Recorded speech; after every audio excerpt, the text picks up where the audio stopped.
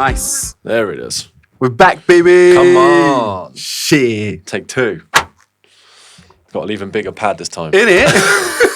Just every series. A3, A2. Just whiteboard in the end. Just It's just going to be a book. Banksy the side of a bus. In it, yeah. Good on we you, had to get man. we had to get a bigger studio. In it. Can you send me the second wall of ideas, please? Oh, man. Yeah, It first is thing getting bigger, though. I've noticed. I mean, pause. Like your podcast. Yeah. It is. I've noticed it. I'm seeing it more. It's happening to us now. Yeah. Do you know what I mean? I'm just really enjoying it, man. I can tell, you know. It's so much fun. And you look so relaxed all the time. Shirt though, go on. Because you said you were like you want a shirt for Chloe. In it. I was like, but I think, do you know why? Because listen, I'm a t-shirt guy and I love wearing t-shirts. I feel relaxed and Yeah. When I saw you on the next one, lights all glammed up and then a shirt, and I was like, and then you came today with a shirt as well. I'm like, all right, cool. To be fair, I am the shirt guy as well, though. You're the shirt guy. Chloe took the piss out of me because we went to a soft play. Not in a shirt. I'm there wearing Not kids running around. Like, no, please. Oh, kids God. puking. I'm there like, looking fresh. Do you know what? My sister's got a thing where she says, and I'm taking it on this year. She's like, she decides on things based on whether they are or not off brand. Right. So she's like, I'm not doing that. It's not on brand. I'm like, that's so. It's an interesting way of thinking like about that. it. Like she steps out of herself, looks at the thing. Nope, don't like it. It's not on brand. And I'm like, wicked. So That like is shirts. Cool. I don't care if I'm going to soft play. It doesn't matter. It doesn't matter how messy all of that is. I'm not messy. Yeah. I'll wear a shirt. And I've got casual shirts. And I've got really dressy shirts. I've got really cheap shirts that look expensive and expensive shirts that look cheap. I'm a shirts guy. Yeah. And it makes you feel comfortable. I don't know why. Because why is it? I don't know. Even though it just makes you feel more comfortable. Did you go to church a lot or something when you were younger? No. Did your dad beat you a lot when you were a kid? Yeah. That's just old school parenting. Yeah. No, he didn't. I always say that. He didn't. A little bit.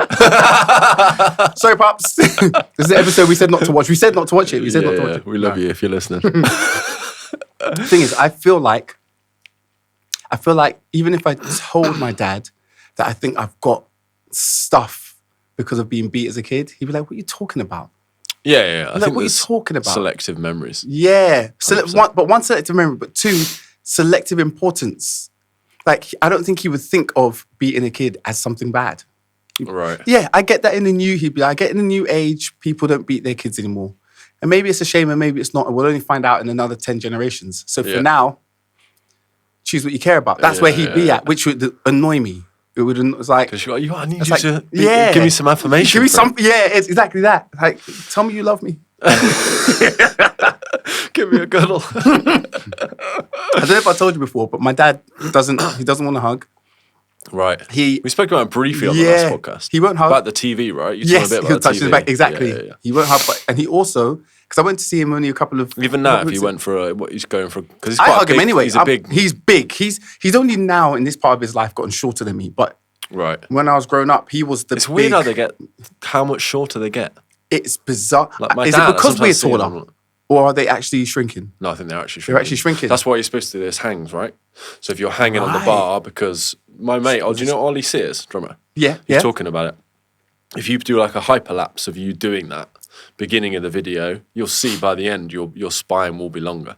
So you look at you'll see like you gradually grow bigger because your spine is decompressing. So I guess a lot of those people didn't do. They're just sitting there like that. Or they would have been at desks, in cars. Yeah. My dad worked in factories. My dad was just sitting at desks a lot of the time. He's not. There's not going to be what we know now. Like I used to go to a chiropractor. I can't wait to go back. And my dad was chiropractor. What are you talking about? Also, he's gonna be like, I don't want another man holding my body. Why is a man holding my body? I'm like, he doesn't want to be touched with that, does he? He doesn't. I don't know what happened to him. This is what I mean. Don't blame my stuff on him because he had his own stuff from somewhere else. And if what would you do if you just went in for like just bold, went in for like a full, I hug him all the time. I'm bigger than him now. I'm bigger than you now. I'm the big guy now. I can hug you. You kept doing nothing about it.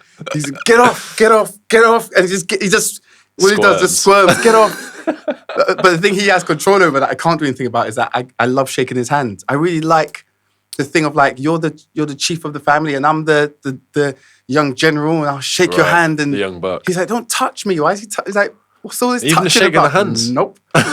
Nope. For some my reason, father-in-law always goes for the shake of the hand, and I'm just like, get off. yeah, come here, man. Yeah, come on. Let's do it. Let's do it. Like, to me, it feels so formal. It's like I don't want to shake your hand. I just want to give you a little cuddle. I wish I could. If my dad ever hugged me back, I think I'd probably cry or explode. There's only those two things. You either cry or disintegrate. Yeah, exactly. Exactly. Because I don't know what I'd do with that. I enjoy the fact right now that's the only thing left to do is enjoy it. I enjoy the fact that he's not interested. Right. It's just, that's not what his thing is. I'm not hugging. Why am I hugging you? Yeah, it'd be quite a transformation, wouldn't it? Yeah. Like one day for him just to go, I'm going to go in for the hug. Yeah. I feel like he's going to do it. My daughter's going to change him, I think. You think so? I think my daughter's going to, because That's one thing kids will do, though. They'll soften them up. Soften he's people up. softer. Do you think it's softened you up? It slowed me down. Right. I'm soft, man. I'm soft. Me too. I'm already a very soft guy. And then there's something I heard from Dave Chappelle. His mum told him when he was younger, sometimes you have to be a wolf in order to be the sheep you really are. No, in order to be the lamb you really are. So cut it, edit it. You have to be a wolf in order to be the lamb you really are. Okay.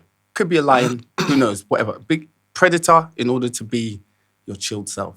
Right. And it's a bit like you have to be in the world, take care of things with a really, sometimes aggressive, but just decisive and enforceful and affirmative way.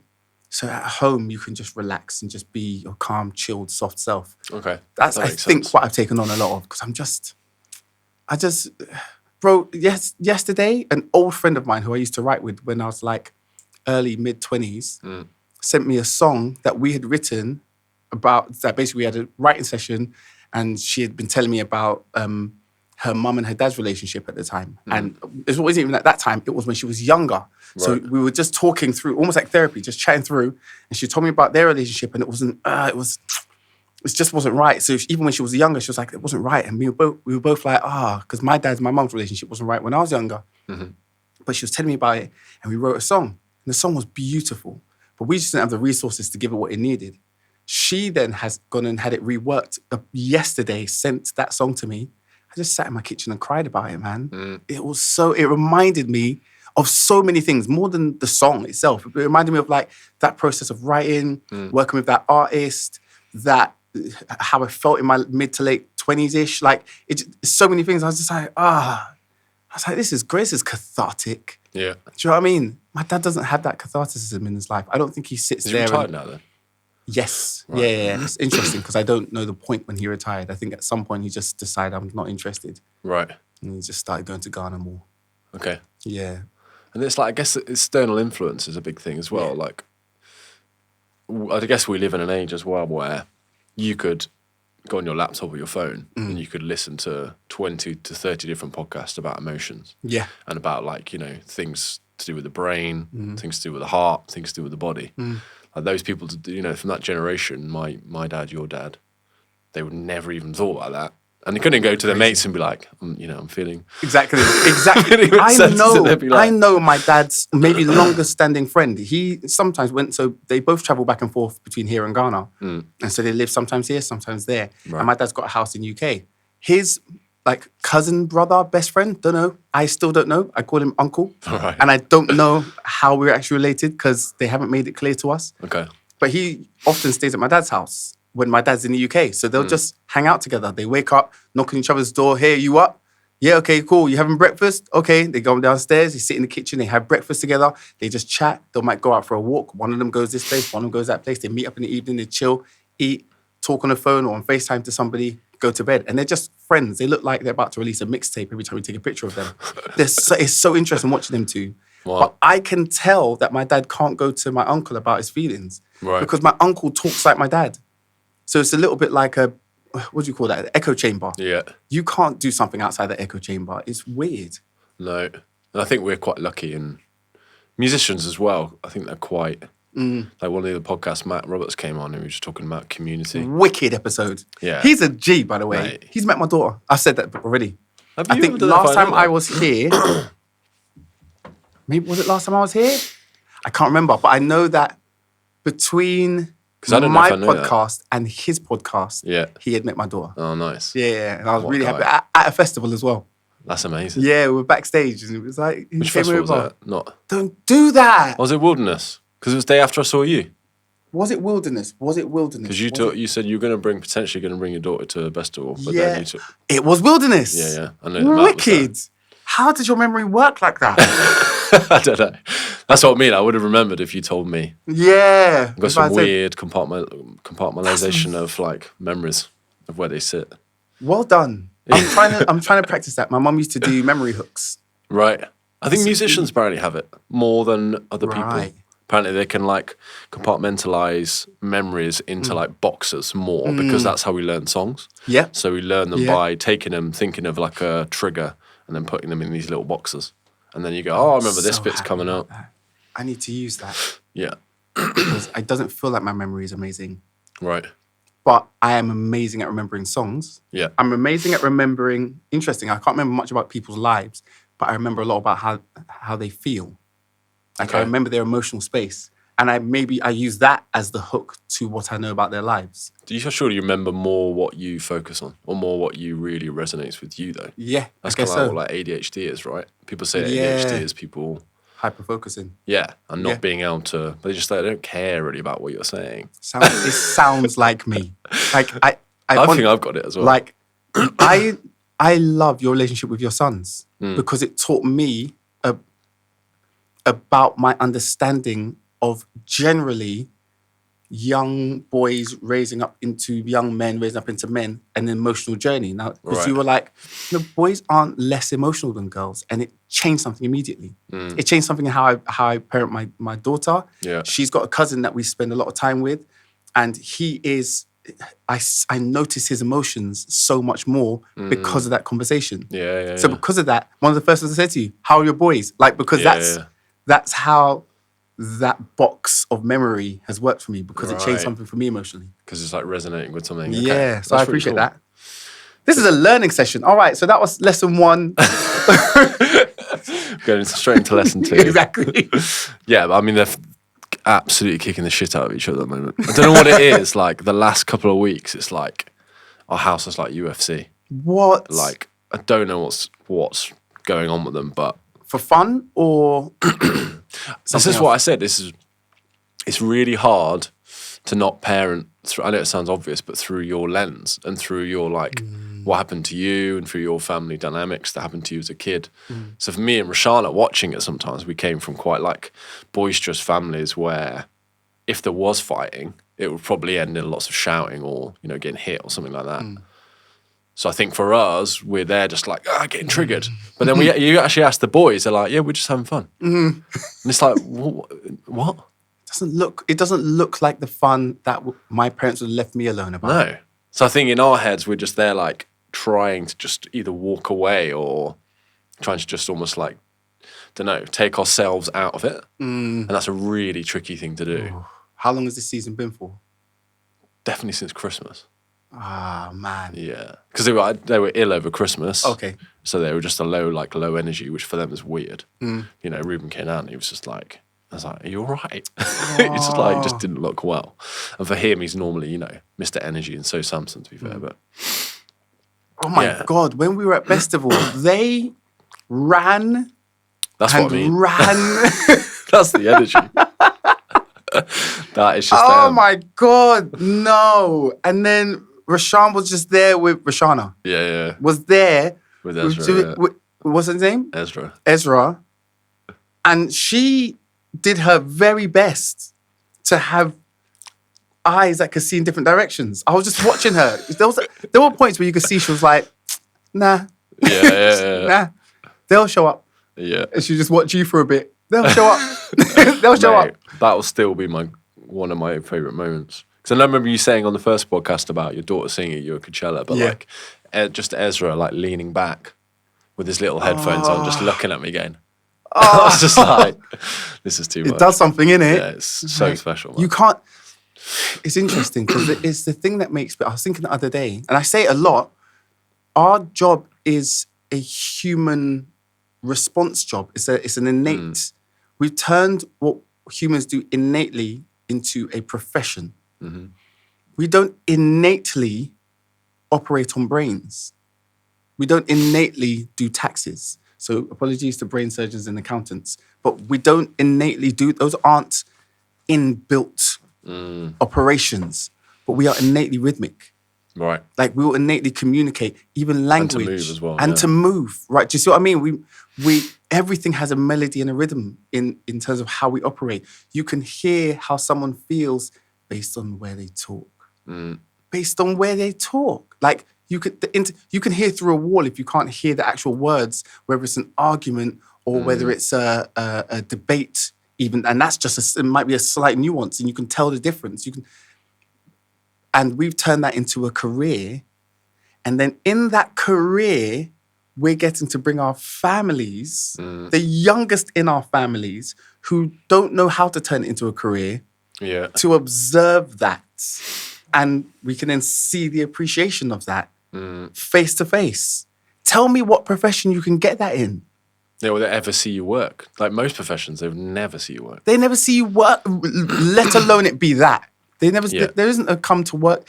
If I was a doctor, there's a midwife. Rashawn's a midwife. So like, how's that there is no bring your child to work day. The only bring your child to work day is birth. That's it. That's it. Even then, like, not really. Not really. Because just at home with Nana. I mean, yeah, that's so true. And Ruben, like, his wish at Christmas was to go to my work again. That's what he said. He's like, I just want to come to work again. I was just like, do you have tattoos? To me? Huh? Do you have tattoos? Yeah, I've got one here. Of what? Do you mind me asking? No. It's a quote. I got it done in Singapore. Great spirits have always encountered violent opposition from mediocre minds. Whoa! Yeah, I got it done in Singapore when Rashawn was traveling. It's an Einstein quote, I think, because he was dyslexic.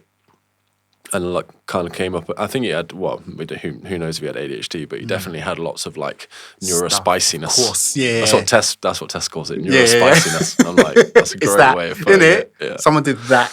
Yeah. On that mind. Yeah, that makes sense. Oh my! I love it.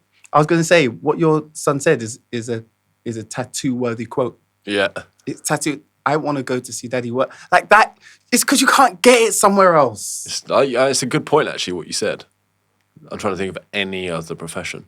There's not many. Outside of arts, and not even all arts. It's funny because the other day, I watched Dave Chappelle's got a new comedy out. I saw it. Hopefully this doesn't timestamp this episode, but still, new comedy, and I loved it. I really enjoy him. I just enjoy him as a human being existing. I don't think his type of funny is different now than his type of funny 20 years ago. Yeah. But I just enjoy him. I feel like it's intelligent. So the pace of it. The pace is fantastic. Like, sometimes like 5 to 10 seconds of silence. Yes. Just waiting for that's difficult and to do. And he's so comfortable with that. There was a moment that he did something, I can't remember what it was now, and he just left it there with you for a minute. And I was like, yeah, actually. And that kind of stuff, I'm really there for that. But then he said that comedy is one of the few arts that is like, again, like an innate, like it's of the human. And yes, to make people laugh is one of those, I think it's an art. And everything that I can consider an art, I think is something that a human will naturally do. Right. But I think you've got to learn how to make it into art in ways that you don't have to learn how to make it into art of music. Right. I think with music, you have to learn your instruments. So maybe in that sense, a comedian's instrument is their language. Mm-hmm. Where, for example, your instrument will be your horn, your sax. Yeah. My instrument will be my vocal cords, whatever. But you know what you want your sax to do if you didn't even know how to use it. Mm-hmm. Got a sound in your head. Yeah. Particular timbre. And then maybe the timbre of a comedian. This conversation does not matter, and I apologize. It's just I haven't been able to get this out of my head. The timbre of a comedian is going to be their cadence, the cadence that connects. and understanding how to connect that cadence, which in that sense, then it is a natural instinct. I just never thought of it like that before. Yeah. Do you know what I mean? Not in the same way as I think of music as art and like physical painting, for example, or sculpting as art. Yeah. Because I know my daughter, she wants certain textures, visual and tactile textures. That's what she lives on. So flour, she loves it. She'll eat it, she'll play with it, she'll throw it, It feels amazing, though. It feels phenomenal. She loves the feel of it. And so I know if somebody made something out of something that felt like flour, she could be there for hours. Yeah. Do you know what I mean? And same thing with dancing. If I dance, she'll dance. Yeah. In fact, boys make the move in. I told her off the other day. I don't really tell her off. I don't think I've got the authority to be fair. Not because I'm not authoritative, but because I don't think I know more than she does. I'm realizing it. She knows more. Your kids know more. They do, yeah. It's not warped by stuff. Yes, exactly. It's not exactly warped that. By by what I think about culture society and yeah. But I tried to tell her off. Listen, I need you to be careful so you can be safe. And when daddy tells you something, it's worth you listening so you can be safe. The only thing I'm trying to do is make sure you're safe. And I'm holding her hand and she's looking at me and you've got to do that because last time when you fell and you were the one that got hurt, I don't get hurt. I just watch you get hurt. And now I'm getting abstract now and the ideas that I'm trying to convey to her because I'm trying to get across to her. You've got to listen. Don't stand up on this unstable surface and this isn't safer. And she started dancing with my hand like this. And I couldn't do anymore. It's impossible not just to be like... I just started dancing with her. Yeah. They'll always get you. They'll always get you. Innit? There'll be a way they'll just do something. You're like... Samson said to me once, like, he did something, I was like, why are you doing that? And he goes, kids copy adults. And then he walked off. I was just like, what are you on? Wicked. He just rinsed me. Wicked. Good on him, man. Good on him. Like nothing I can say in response to that. What did I write down? To episode 23. So we did to episode 3, but now up to episode 23. 20 episodes later. That's mental. That wasn't even that. How long ago was it? Like a year. Less than a year. I think it was less than a year. Was it March or something? Yeah. March, April. I remember being warm. It would have been, hold on, even later. I did Coachella in April. Wow. So I remember that's why I was wearing a t-shirt, I think, because it was warm. It was warm in here. It started a bit cold, but we got warm in here. I remember that feeling because the reason why I wore a t-shirt this time is because I remembered it being cold and I was like, should I wear a jumper? I was like, no, because it got warm. I'm going to wear a t-shirt. I think it would be 100%. cool.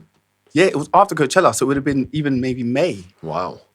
I didn't even realise. I feel like I've been doing it for longer than, what is that, 6-7 months? Mate, you're putting in the work though, but I think that's what's going on. Yeah. Is like focused work removes the idea of time. Right. Because you've got to put your It's ass the flow, into it. isn't it? Yeah. It's been like a real learning curve. Like I've learned a lot about myself. And it's just nice to have like conversation. I don't know, I felt like when we did that Dorchester gig with Club Live, I felt a different feeling towards you. Yeah. Don't know, it just felt like I knew you. Because when are you ever going to sit down for like 3 hours?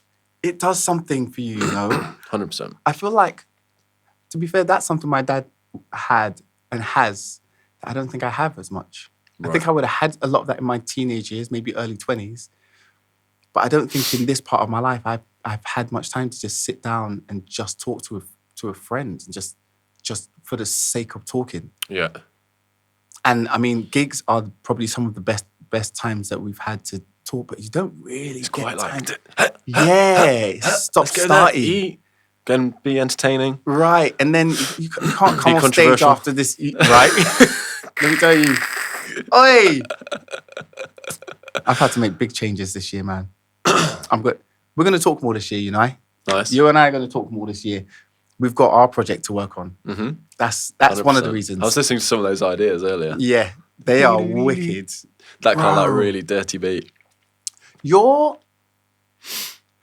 I watched Life of Chuck the other night. What's that? It is phenomenal. Mm-hmm. It's a really amazing film. It is, I can't remember, I think his name's Elijah Ejiofor, he is Doctor Strange, not Doctor Strange, is it Doctor Strange? The bad guy in Doctor Strange, the black guy. What's he in? 2021, I think. He's in a bunch of films, but he's like, I've seen him a lot as a supporting actor.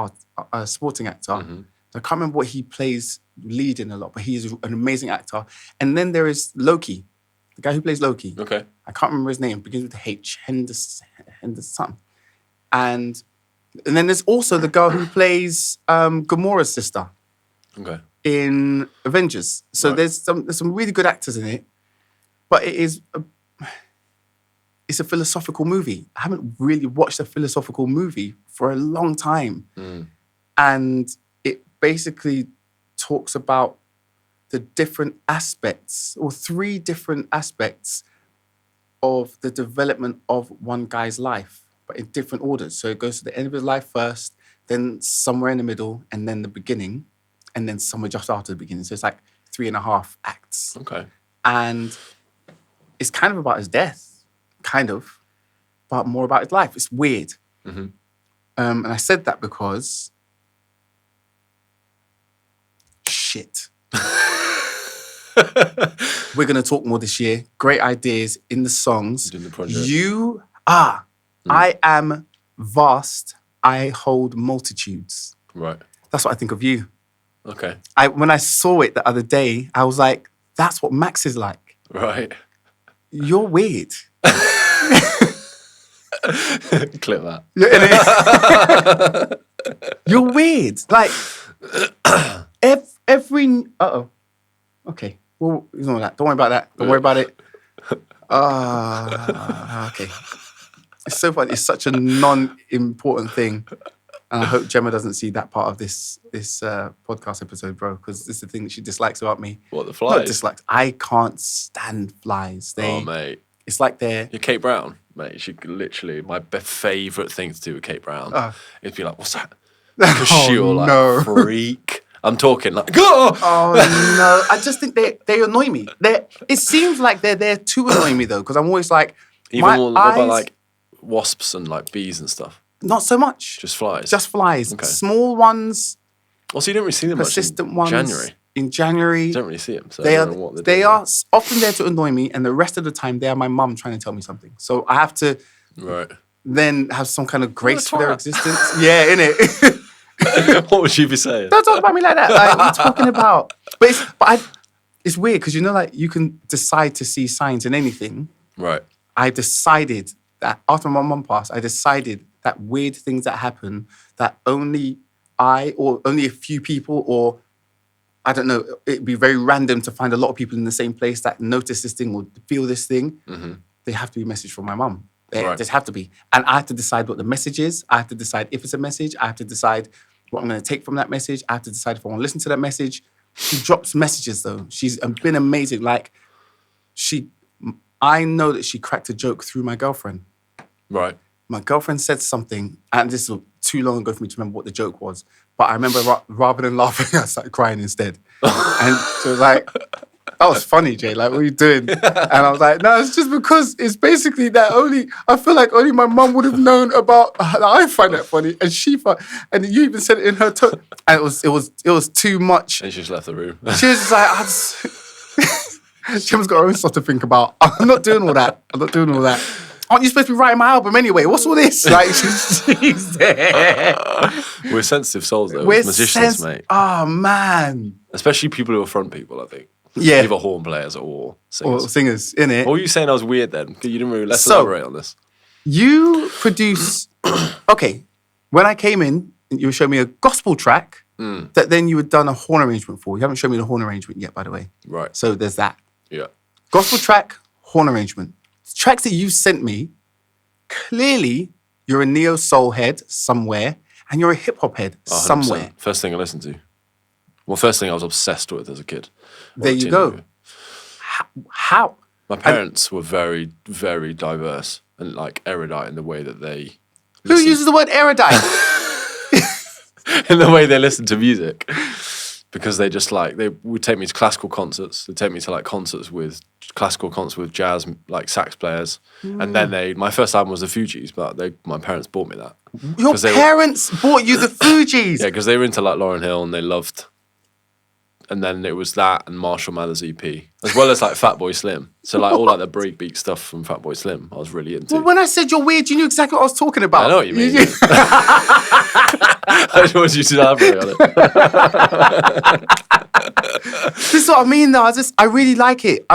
That's what I love about music, though. Yeah. Just not being like pigeonholed or not being in like one specific camp. I think that's the most exciting thing about music. Yeah, I'm excited to work with your stuff, you know. Yeah, we should get a session. Even just like rent a place like this. Just here. Let's rent here. Yeah, and let's just rent make. Here. Yeah. Because this is, like a perfect vocal. I used to record with these all the time. This is what I recorded with on almost, I have songs that I've got out now that I recorded on this. It's great.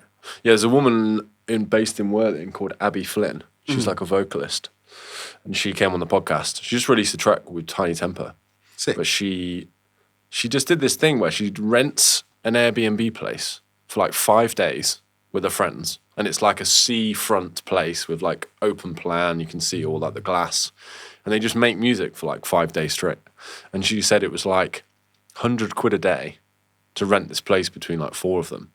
And it was like, it sounded really good in there, quite like you have to obviously find one that doesn't sound like shit. But I was like, that's such a good idea. That's a wicked genius, idea. Because that's way cheaper than a recording studio. Yep. Because how much would a recording studio be? 600 quid a day? Probably at least. Easily. And I can bring my own, everything. There. So they did like 3 of them, just slept the night, woke up in the morning, would have some food, and then just crack on. I was like, that is genius. I've wanted to do that for years. I've got a friend who lives in Middlesbrough, her family owns a farm in Middlesbrough. And we, for about 15 years, have been trying to get a writing session there. Nice. We're not going to do it now, I don't think. But now that you've said that, don't need a farm in Middlesbrough. This is fantastic. Because all you need is like, you don't even need like a view, but I think it helps. It helps. Just helps the art. Makes feel good. Just find a space that you feel good, sounds good. You can bring all your equipment to. They built speakers, pianos, all that kind of stuff. Oh, slick.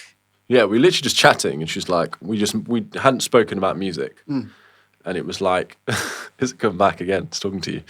And talk more about music, son. Yeah. And it was like, we probably met like 3 separate occasions, but we just like seen our kids like play together.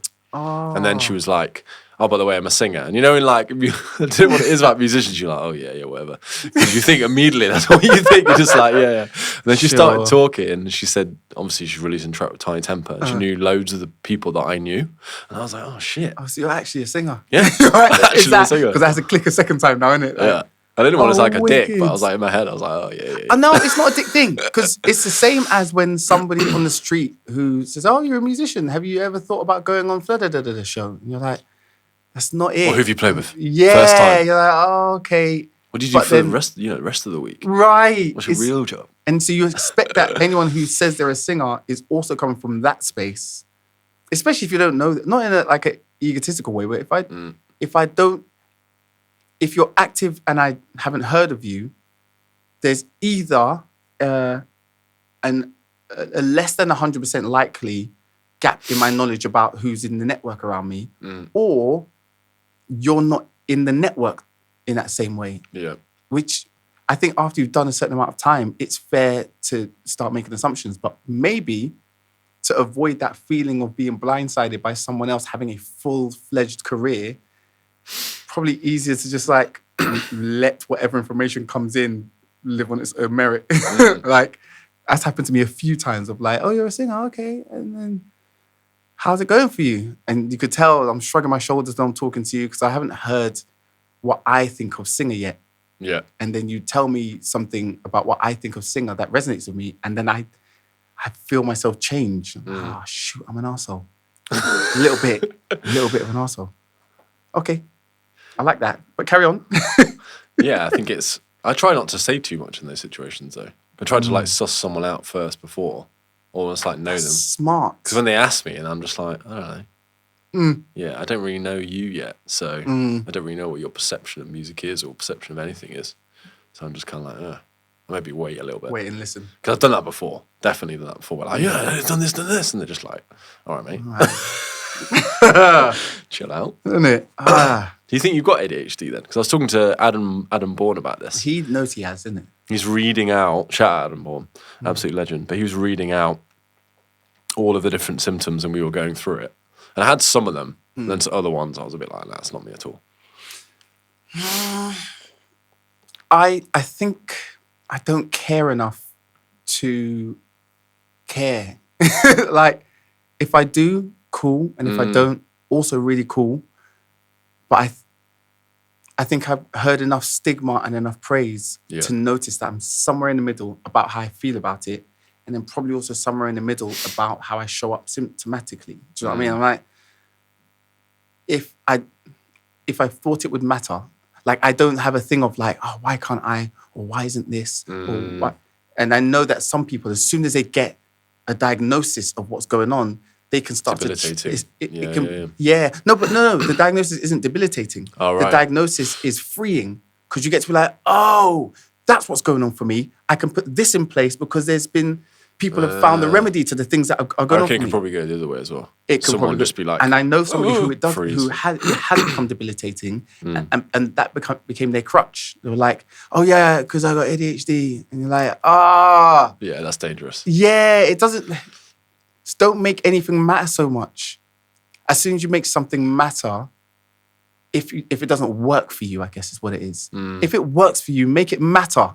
If it doesn't work for you, make it not matter. Also, you're overthinking it. If you're overthinking it, then you're just going to be like, that's one thing I've tried to, that's one of my not New Year's resolutions, but something I've been thinking about over Christmas is like overthinking stuff. Trying to force things. Just fuck it, man. Never works. It doesn't, I don't think the only things that I think I said this to you upstairs, I'm like, my plans aren't amazing. My plans are only, it wasn't you saying to me, maybe it was Gemma. I was like, my plans only go as far as my knowledge. But the amount of knowledge there is out there, what I might as well do is just, rather than rely on my plans, rely on the things that I know exist where I'm at. Like, I am phenomenal in front of an audience. I'm great in writing sessions. I can write a whole song on the spot in front of any audience to almost any piece of music. It's in me. I went to youth club to learn how to do it. So if I go out into a thing and decide I'm going to try and do something else to move my needle forward, it's like I'm ignoring the thing that has been weaved through my life and trying a new plan. And it's like, my plan isn't that good compared to what's already clearly been planned for me. My plan isn't that good. So I'm like, let me stop trying to lean on. So when it comes to like, I guess, stuff like ADHD, the reason why I don't care as much is because I so far haven't heard anything from someone who's found something out about ADHD that has freed them so much that I would notice that level of freedom would happen in my life, that distance would be moved. If I did, I'd staple it to my forehead. I'm like, ADHD, put me on that plan. Yeah. But I haven't seen anything that's moved somebody else's needle forward in a way that would move my needle forward that same way. Yeah. So I'm like, let me just stick to the things that, not stick to, but let me lean into, I guess, the things that have been built into me because they feel, they're natural. They are natural. I naturally do the things I naturally do. Yeah. Do those amazingly well. And the good thing about it is there's enough of them that I don't get bored. So I can, it's like I won't always walk on my left foot. Sometimes I walk on my right. Do you know what I mean? Yeah, so like I get to do that. Do you know what I mean? I know what you mean. Yeah. But I guess people are always thinking medicinally as well. So not everyone is thinking about ADHD in like a sense of like, oh, I'm looking out to help you. They're just thinking about like a pharmaceutical way. I Like get Ritalin and stuff. People will take that. I've never heard of anyone. It's a lie. I've got a friend who's been offering his medication to me for 2 years. He's like, Jay, even if you don't have it, but I think you do, I think what you want is to have this and it will get you so focused, you'll get so much done. And now I'm all right. Mate, apparently in America, like the whole like reporter system, a lot of people who work in these kind of big newspapers are on Ritalin. Just because it's like that thing of like super, super focus. It's interesting. Just pressure of certain, outside pressures. So they just feel like, I'm going to take this. Take this, I can focus, I can finish this, article, get it in by its deadline, and I can do another one tomorrow without having to work. Do you know what? To be fair, again, if it's making you win, okay. All right, my mom's saying, don't talk about drugs. Don't do drugs. If it's making you win, do it. I don't think, again, I don't have enough information. I'm like, it's the same as, okay, I don't like Botox. I don't like the idea of it. Botox. Botox. Botox, isn't it? Yeah. Guys do it as well, innit? Yeah. There you go. But I think it's been around for like 40 years, which means it's not old enough for me to trust it. Right. But also, it's not old enough for me to disregard it. It's not old enough for me to say, oh, I've seen it goes wrong. If I haven't seen it go wrong and I haven't seen it go right, again, whoever's chosen it, choose it. If it works, good, use it. And if it turns out it doesn't, you'll be the one to let the next people know. Do you know what I mean? So then I'm like, oh, okay, so if somebody is using it and they get to stay in their role, let's say, for example, there's an actress who, for as long as she can keep these wrinkles and these wrinkles from showing up, she can play someone in their 20s. Do it. Make £1 million. Yeah. Do you know what I mean? Go make your billions. And then if it works for you, tell everyone. You can tell more people. Right. And if it doesn't work for you, great. You've made millions. You can tell more people. Do you know what I mean? I know what you mean. It's just like, I don't want to. I think it was taught as, or it was like sold as a preventative thing, right? Right. I think that was the thing. They said if you do this, then the wrinkles won't come. Yep. And I think it's like, well, surely if you... I think it's different with men and women as well. I think men...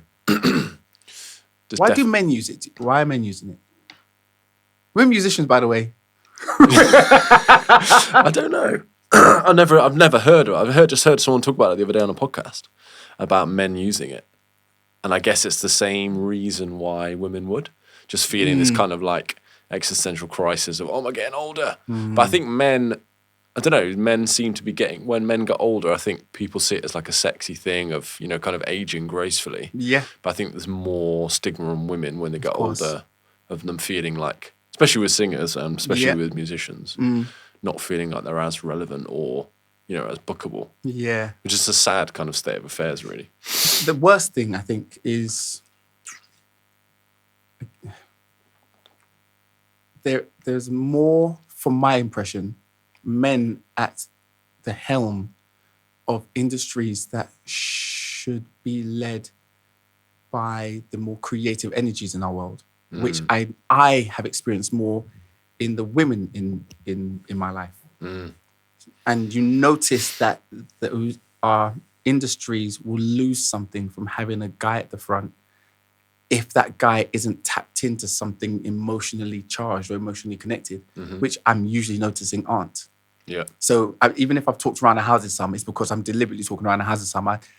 I can't stand the idea that anything I have to say about how someone looks should change their life. It makes no sense. Yeah. It makes no sense, especially because I'm like, I remember when I was younger, I went into a writing session, big artist, and the artist had done so many great things in their career. And I was like, you never had a song with me before. There's something to unlock, and I know it. I can feel it. I can tell. And we sat there, and she looked at, and I didn't know how to dress. I still don't know how to dress. I fluke daily now. Yeah. Great. But at the time, I definitely couldn't put it together. So she looked at me, she he doesn't look like the success that I'm looking for. I could feel it on her. I could feel, and no shade to her, because it makes sense. I get it, because it's part of. She said something. That, or you could no, feel, you could feel it. Right. You could feel it in the session. But then I had to learn. Oh, there's actually there's a method to what she was up to there. She was like, the best writers in the world, it shows. So I can just look for the signs that you're one of the best writers. And I was like, oh, well, the good thing about it is I am now someone who you haven't got those signs from, but you then miss an opportunity for you, which makes, and I also get that. Yeah. I would have to understand she'd miss an opportunity from me. I would also miss an opportunity from her by not showing up. I just hadn't learned how to show up yet. I'd been spending as much of my time as I could crafting something, not knowing how to present the something I'd crafted. Yeah. Do you see what I mean? But aside from that, at that time, because we didn't connect, because I couldn't show her that I am the writer I am, and she couldn't see that I'm the writer I am, we both missed an opportunity. This is before you did any music? No, this is while I was doing music. This was like, again, maybe 15 years ago. So I was still she hadn't heard what you could do. Oh yeah, before we did music together. Yeah. We ended up not really doing any music in that session. Right. Because she got to the point where she was like, why aren't we doing anything? And I got to the point of like, why do you think we would do anything without getting to know each other? Yeah. Like, why would I don't want to, my aim isn't to look at you or even to look at any work you've done before and think I know what to do next. I have no idea who you are today. Let's talk. And so then again, I'm like, even in that, I'm like, I'm not interested so much in what things look like, because that's already the past. What things are is happening right now. So talk to me. Like, talk to me about who are you today, or what's happening for you today, or where are you at today, where are you resonating, and that's what the music is going to be created from. And I guess I have that same thing. I wouldn't have a thing of. It doesn't make sense to me to think that I can look at someone and figure out what they're about. I can find out certain things about them for sure. Like I know that, like for example, there's guys who will change their hairline. I've got a friend of mine who has for the past 2 years been trying to cuss out my hairline. I'm like, all right, I get to, because I look like this. I'm like, I like this. Yeah. So if my hairline changes and I still like this, you can say everything you want. I've come from a background where we cuss each other out a lot. We're cool. Yeah. Like, but I know that if it was somebody who like, or even me 15 years ago, I might put some like plugs at the front of my hair to pull that hairline in. About a month ago, my barber just decided to spray on this fake hair thing on the front so that I could have a real cute little box hairline. I was like, oh my God, my head looks like a 16-year-old now. And I got it. I was like, oh, if I did a photo shoot today, this would be the type of photo shoot that they'd want me to have. Yeah. And I would look at it for the rest of my life and think, oh, it wasn't me on the day. No. It was me plus spray on the side. Yeah. But that's, I guess, it's the reason why I like doing music, because honestly, I don't know enough about all that shit, man. No. I don't know. What's the ultimate goal, isn't it? Just to be content in where you are today. Some people's. Yeah. I know some people's goal is just to make money. Like I don't want to be content until all the money that I can make has been made. Right. And some people's is to give away money. So that's their whole thing. And they're never going to be content. Like my dad's I think my dad's is to be content. Right. My dad's, I can feel on him. He's like, I just want to wake up in the morning and feel happy that I woke up. Get a hug from my son. And get a hug from my That's what I want. That's all I want. That's what I want, man. I think there's like, let's say for my past year, I've done the least writing I've ever done. And I think it's because I've done more thinking about what matters. Right. Like I've been trying to figure out how to navigate in rooms full of people that I don't know, or like I've spent time in other people's environments trying to figure out what works there, and I'm like, but it kind of it's damp, man. It's damp. I heard Missy Elliott talking with Rick Rubin about. I really love Rick Rubin. Oh right? My God. All of his stuff. I'm here for it. And they were just like, when she did her first album with Tim, they just went and locked themselves up, man, and just worked on her album. They basically worked on her first 2 albums before bringing them to the label, because they just wanted their sound.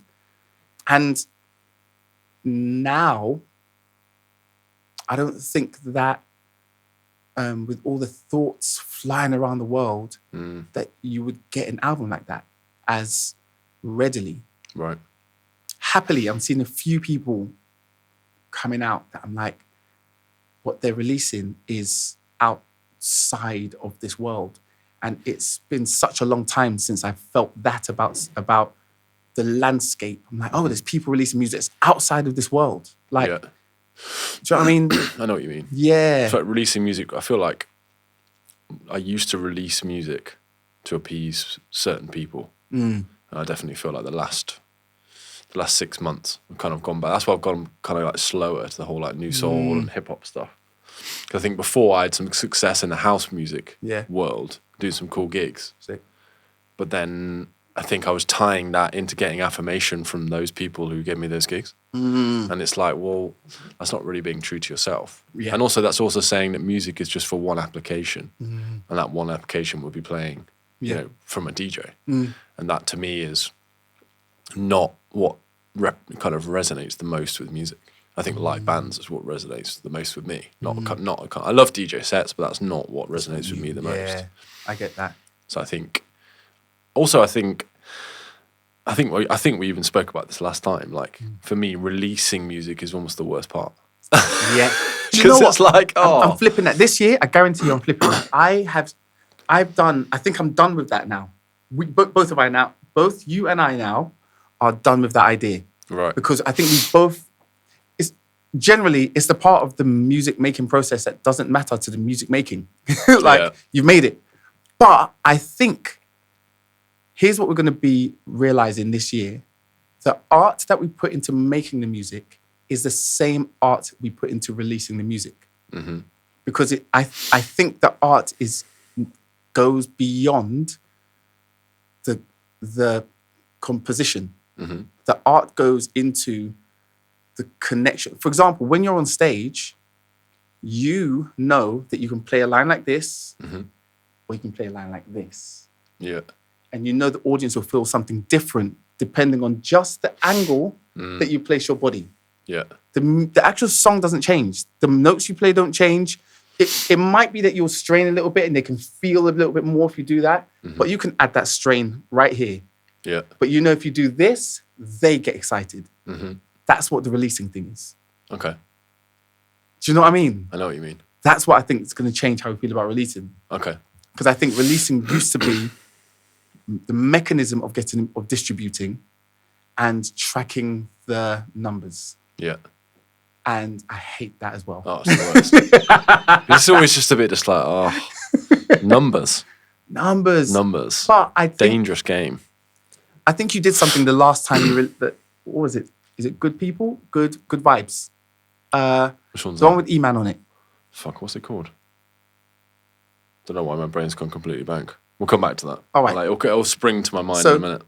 So that song that you released with E-Man on it. Yeah. But that I felt like I got a connection to your world. I got a connection to your friendships.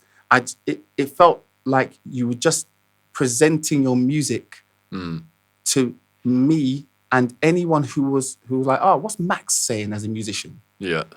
And I think For the Dreamers, that's what it's called. For the Dreamers, right? But so even the name of it is part of its brand. Do this. What's even that? the name is part. Yeah, got it. It's part of its brand, and it says it basically. Okay, it's For the Dreamers. I've got E-Man, his quotes every day of the year are For the Dreamers. If you go on his Insta, do you know what I mean? And you get to enjoy the piece of music. You get to enjoy the choice of colors that you played with it. You get to enjoy the visuals around it, the actual soundscape about it. You got an eye into your personality. Right. I think distributing and releasing is a little bit like giving your friends more of a dose of your personality. Right. But that's one of the first tunes that I released where I was like, this is a bit of me. Ah. Do you know what I mean? Like, yeah. truly a bit of me. Like, kind of quirky, a little bit weird. How did that feel as a process of releasing? I know the making you would have enjoyed, but that process of getting the music out to wherever I was sitting. I don't think I know enough about it. I don't think it's one of those things, isn't it? I don't know if I care enough to like learn about it. Yeah. And I don't know that much about it. I kind of feel like I'm just like, I like making the music. Yeah. But after that, I don't really know what I'm doing. So that's I think something that us two have to spend time on, because also it's constantly changing. The landscape is constantly changing. Yeah. But the people aren't, I don't think. Right. Like, if somebody liked For the Dreamers, they're likely to have an ear available to what you release next. And I think that's it. That's the whole thing. Somebody said, oh, I like what you did last time. And if you said, oh, who liked For the Dreamers? And 10 people put their hands up, just talk to those 10 people. Just give them. Make it more selective. Yeah, and the aim might be to be more and more and more and more selective about who you're giving it to. Because, like, if you put your palms on a balloon, you just move the balloon. If the balloon's on the wall, it doesn't move. Okay, put one palm, it doesn't move. Okay, put 4 fingers, it doesn't move. 3, you're just pressing the balloon. 2, 1 finger, it doesn't move. Just the tip of your finger, it doesn't move. All right, take off your nail and just put the end of the nail, the balloon pops. And I think the aim is to get so focused that the balloon pops. Okay. With how you deliver it. And every time you deliver it, you say, oh, you guys liked it. Great. Let me make the song doesn't have to be to the liking of that select group. Yeah. But the process that I get the music to is for the sake of giving it to that select group. Now, that select group, half of those might be like, great, we love 2 in a row. Great, and that's half. Let me go to that. And the thing is, what happens, it might end up being that you make it a relationship between you and one, but that one makes the balloon pop. Yeah. And I think the aim of making the balloon pop, whatever that means to you, of making the balloon pop, that's the reason to release. Okay. Because forget that, like, It's like the opposite of social media, because social media is like to everyone. Yeah, fuck everyone, man. They're assholes. Max, they're assholes, man. Everyone's shit. I'm shit. Everyone's shit. Someone's going to watch your thing and have both opinions at the same time. Or not, or just watch it without the audio. Why are you doing that to me? I didn't do it for that. Yeah. I didn't do this. I didn't spend the time to learn how to be this and then learn how to give this to you for you to look at it on the toilet. Fuck that, man. No. Without audio. Without audio. No. I'm not doing that. Fuck that. Everyone's shit. If everyone's shit... Is it everyone's shit or is the system shit? The system's perfect. Right. I think the system's perfect. The system is air. The system, like, some people are still smoking even though there's perfect air. And that's, I think, the same as the system works to a T. And whoever is working it is either working it well or poorly. But they're putting their thing through the same system. So that's why you'll have somebody who's enjoying their career at the same time as somebody who's not, who's having a nightmare. Yeah. I don't think it's the system. To be fair, the system wasn't maybe always built by the people who would care about the things you care about. So then I guess the system that you might be focusing on might not be the system that you're supposed to use, which is why I say fuck social media. Forget Instagram, not for the sake of leaving Instagram alone and not releasing on Instagram, but Instagram's not what you're doing. I think I am what you're doing. I love hearing your music. Bro, what you do about making music works for who I am as a person. Right. Give me more. Yeah. Now, sometimes you can get me on WhatsApp. Sometimes you can call me. Sometimes you can get on me on Instagram. Sometimes you'll see me on a gig. Sometimes we'll go and hang out. We haven't hung out before properly. But sometimes we'll see each other at a festival. Sometimes we'll talk about our kids together. Sometimes we'll talk about music together. Those are the mediums. Yeah. Do you know what I mean? I know what you mean. And I think it's that, because I'm only saying it this passionately because I need it for myself. Yeah, I like it. Do you know what I mean? Because I'm like, I started working. It's almost going like more old school with the way that you're kind of communicating with people. I guess. And more specific. Yeah. I had this image in my head of, say if you had like, so you've got friends who've got a stupid amount of followers, but imagine waking up in the morning and going out into your bedroom and it being like not even an auditorium. I think in my head like this old Roman Colosseum of just like endless people. Yeah. Say if you had like 300,000 people in front of you. That must be what it's like some people when people go on their phones and just go on and imagine Suddenly, that many people world. just being like, oh my God, 300,000 people like in my front room. It's too much, man. That's just so intense. I think it is intense. I broke my phone. We went for my daughter's... Okay, so my Gemma, her sister cousin friend has a son. His son just turned Sister 2. cousin friend, I like that. Yeah, innit? I just never know how we're related. We're all just related. When my daughter meets you, you're going to be uncle. She's not allowed to call you To be Max. fair, we say that. We say Uncle John, Uncle. It's yeah, uncle. That's true. So she's going to ask me one day, is he actually my uncle? And I'll be like, yes. Yeah. And then she's going to get old enough and be like, he's not my uncle. And I'm like, well, you've called him uncle for so long, you're going to have to remedy that for yourself now. That's it. Yeah. So her son turned 2. He's only 4 months before my daughter. So we all went to a safari over the week, beginning of the week for 3 days. Nice. So nice. In the UK? No. In the UK, yeah. Nice. Just like down near Hastings. I want to go. And I'll send it to you. Yeah. And I've got opinions on it, but I'll leave those alone because it's nothing to do with what I'm talking about. Okay. I don't want to derail this.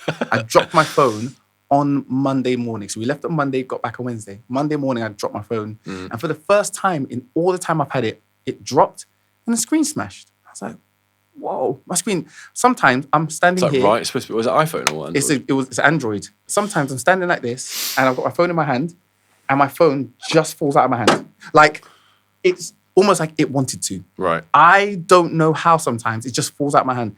This time wasn't one of those times. This time, something hit my hand and it fell out of my hand. Oh my God, it fell out of my hand. I picked it up. The screen was smashed. It's the first time the screen smashed since I had the phone. Wow. None of my screens ever smashed. I'm all right. Yeah. The screen stopped working. Oh, I don't have a phone.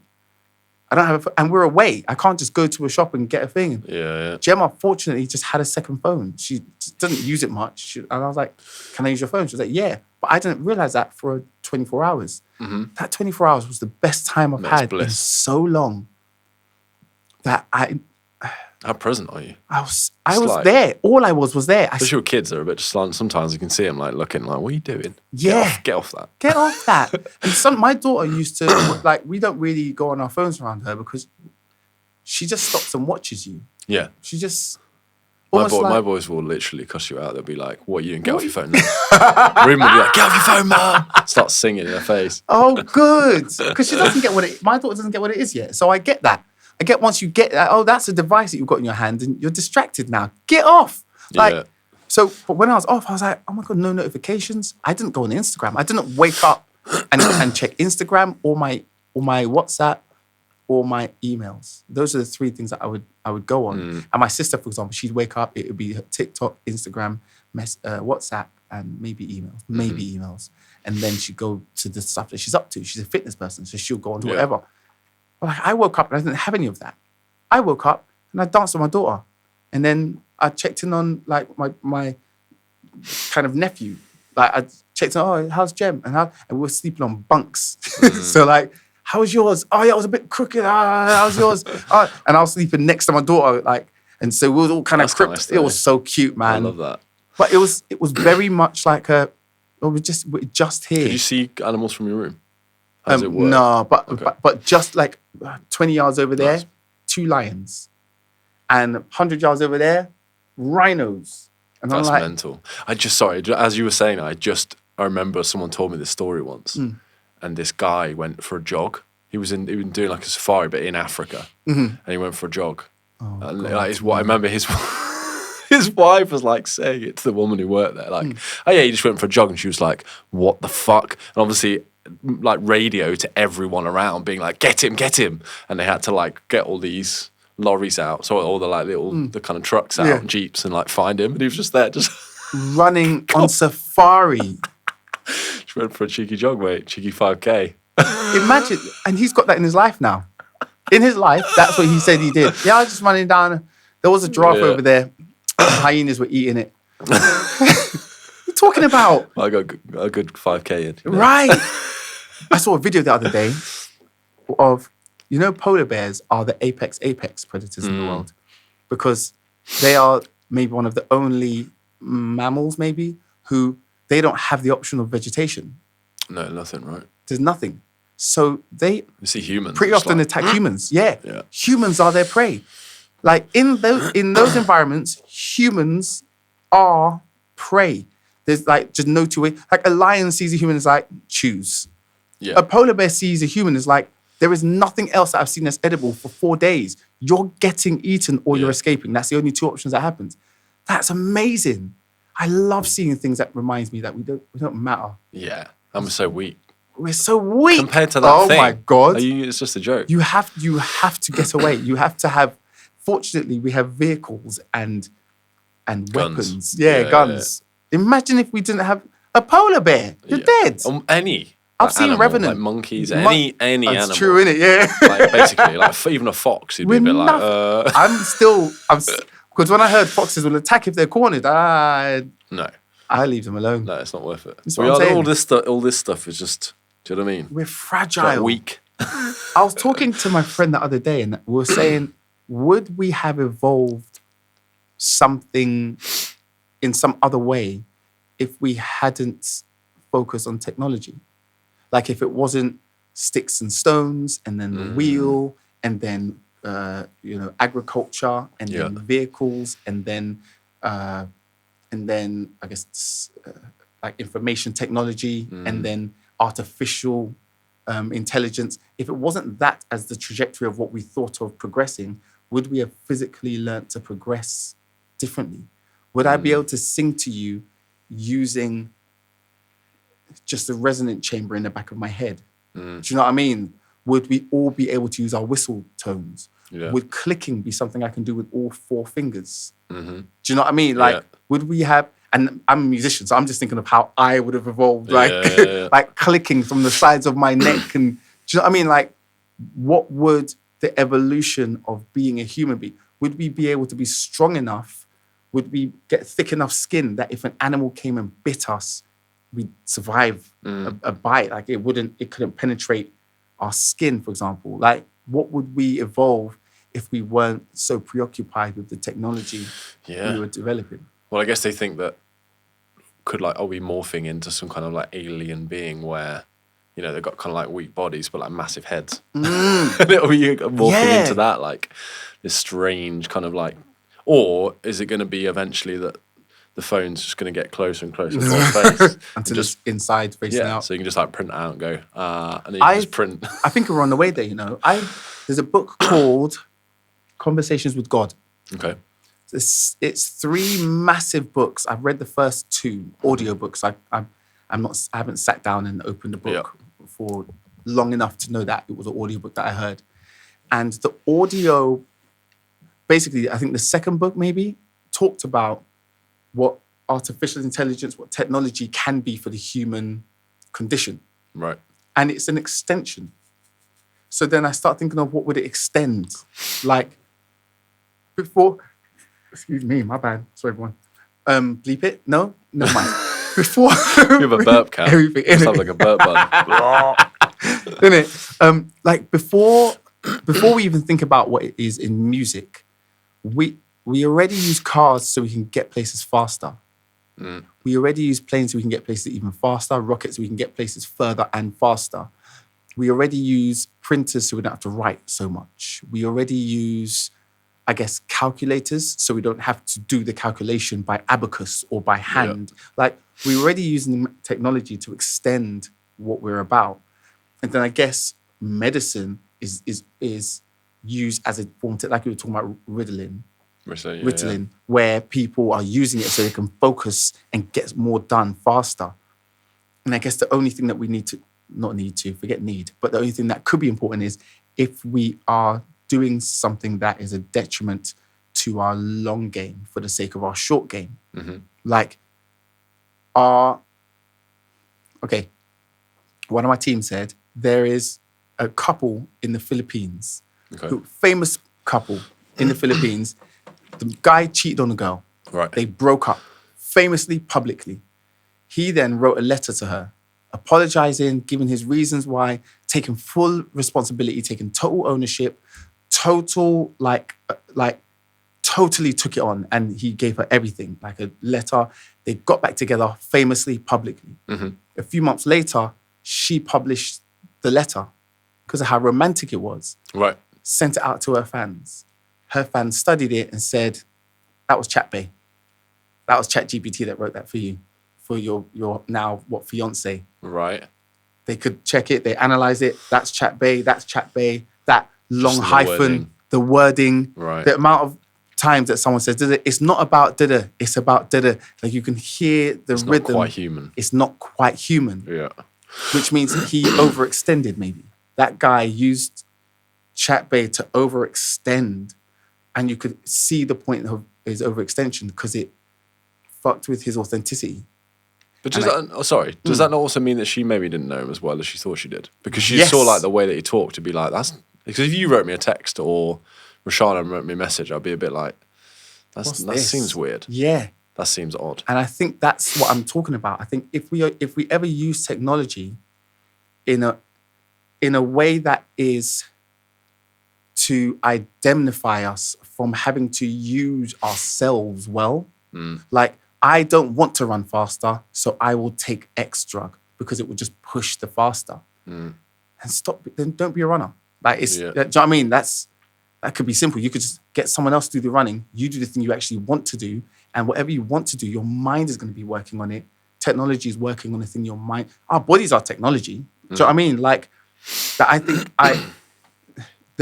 I use this every day. My body is just a machine built well for the sake of the thing that my mind is working at in forcing it to do.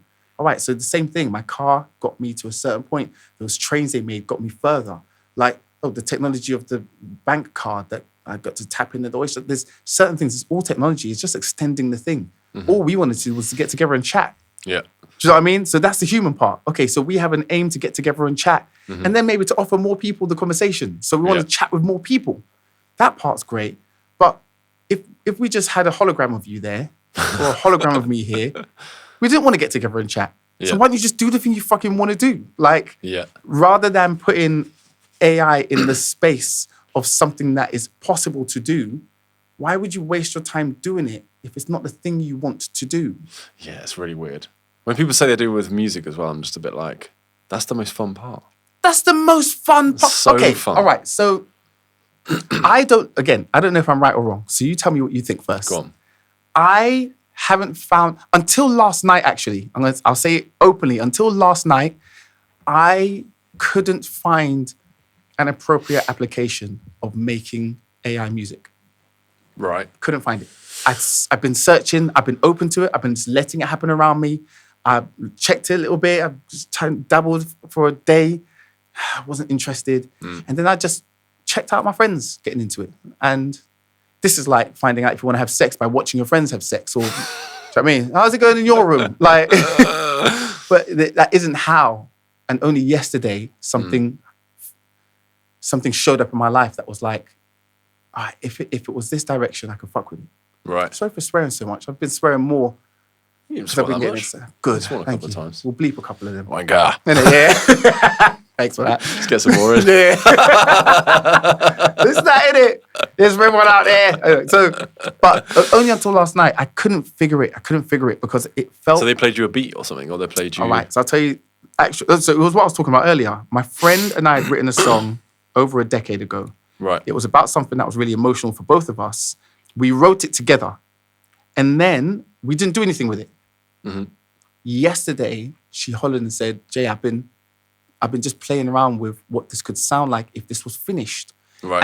And was it like a mixing and mastering thing, or was it like a everything? Everything. Except the actual song we wrote. And this is what I'm saying. The song we wrote was there. It was exactly the song we wrote. Right. The vocal was taken from her original vocal and AI'd. So you could tell it wasn't her original vocal. It was a vocal that had been created as a Going back. It had been evoked. And also, so the girl is one of my mum's favorites. Like, right. Her favorite human beings. My mum's passed now, but when my mum was alive, this was the girl that my mum loved her. Like, always. Oh, why? When's she coming back around? Nice. How's she doing? I'll say hi to her. Oh, when you see her, make sure you say hi to her. She's always that. Yeah. So she's like, she's fly's family. Talking. The fly's talking, isn't it? He's talking about my friend. Yeah. So my mum would never. I want to hear the tune. My friend. Yeah, in it. But she basically. So the beat was redone really well. The vocal arrangement was basically. I felt my songwriting style in this song. I felt how I write. Like, right. I was like, that still feels like what I feel like. So it had like a framework. I guess she sent like a framework to begin with. Yeah. So she sent. I think she fed the original tune in. Okay. And then prompted the rest. Like, okay, I don't want you to build a little bit more like that. Yeah. Get a different kind of set of ad-libs here. Harmonize it a little bit differently here. Mm-hmm. Put this in on the beat, and it's like, it's interesting because the song felt how I'd want it to feel, and we never was able to get it to that level of feeling before. Right. We couldn't get it to that level of experience. Like, I couldn't hear the entire experience of what I was trying to complete with her years ago. But I got the feeling of it last night, and like it was almost cathartic. Oh my God, it felt finished. That song felt finished, and it wasn't. I've got more programming to do on the second chorus. We lose a little bit of rhythm there, and that ad lib wasn't right, and I want to just change it. And I was like, I get it, but that complete feeling of the experience in the music, I never thought I'd be able to hear it in the AI project. And I've been listening. And I realized maybe part of it is that I'm not supposed to be out here listening. I'm supposed to be creating. Right. And the only way to really find out is to create, because I've got a friend of mine who's releasing a project. Jermaine's releasing a project right now, and I'm dating it, but he's got a project. It is amazing. He's made an R&B artist. He's taken songs he wrote from earlier in his career, reworked them, given them now feel, and he's just made his AI artist a whole project, almost like he's managing an artist. Right. And I was watching his process, and I felt really happy and lucky that it was around the time that my phone broke, because I didn't have the time or anything on me to be able to really weigh in and talk more about it. I could drop a comment here and say something like, oh, my phone's not working, okay, forget it. And I'm around the kids, forget it. And it just felt like probably a really good time to just see how it pans out and see how it plays, and just support, like it, enjoy the things I listen to, but don't weigh in, focus on where I'm at. But then my friend sent me this last night, and I was like, there is art in there. Right, and it sounded, you felt something from it, which is Yes. the most important thing.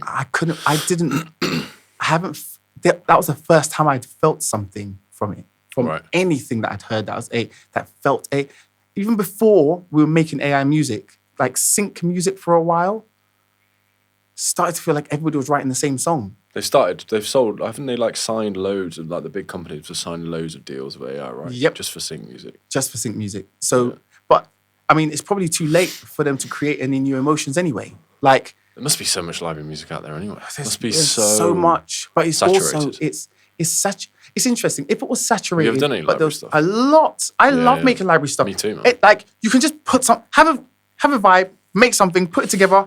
Someone's like, I'll register it. You know Dougie Freeman? Great. You know Dougie Freeman? Keys player. No, I don't think We maybe did.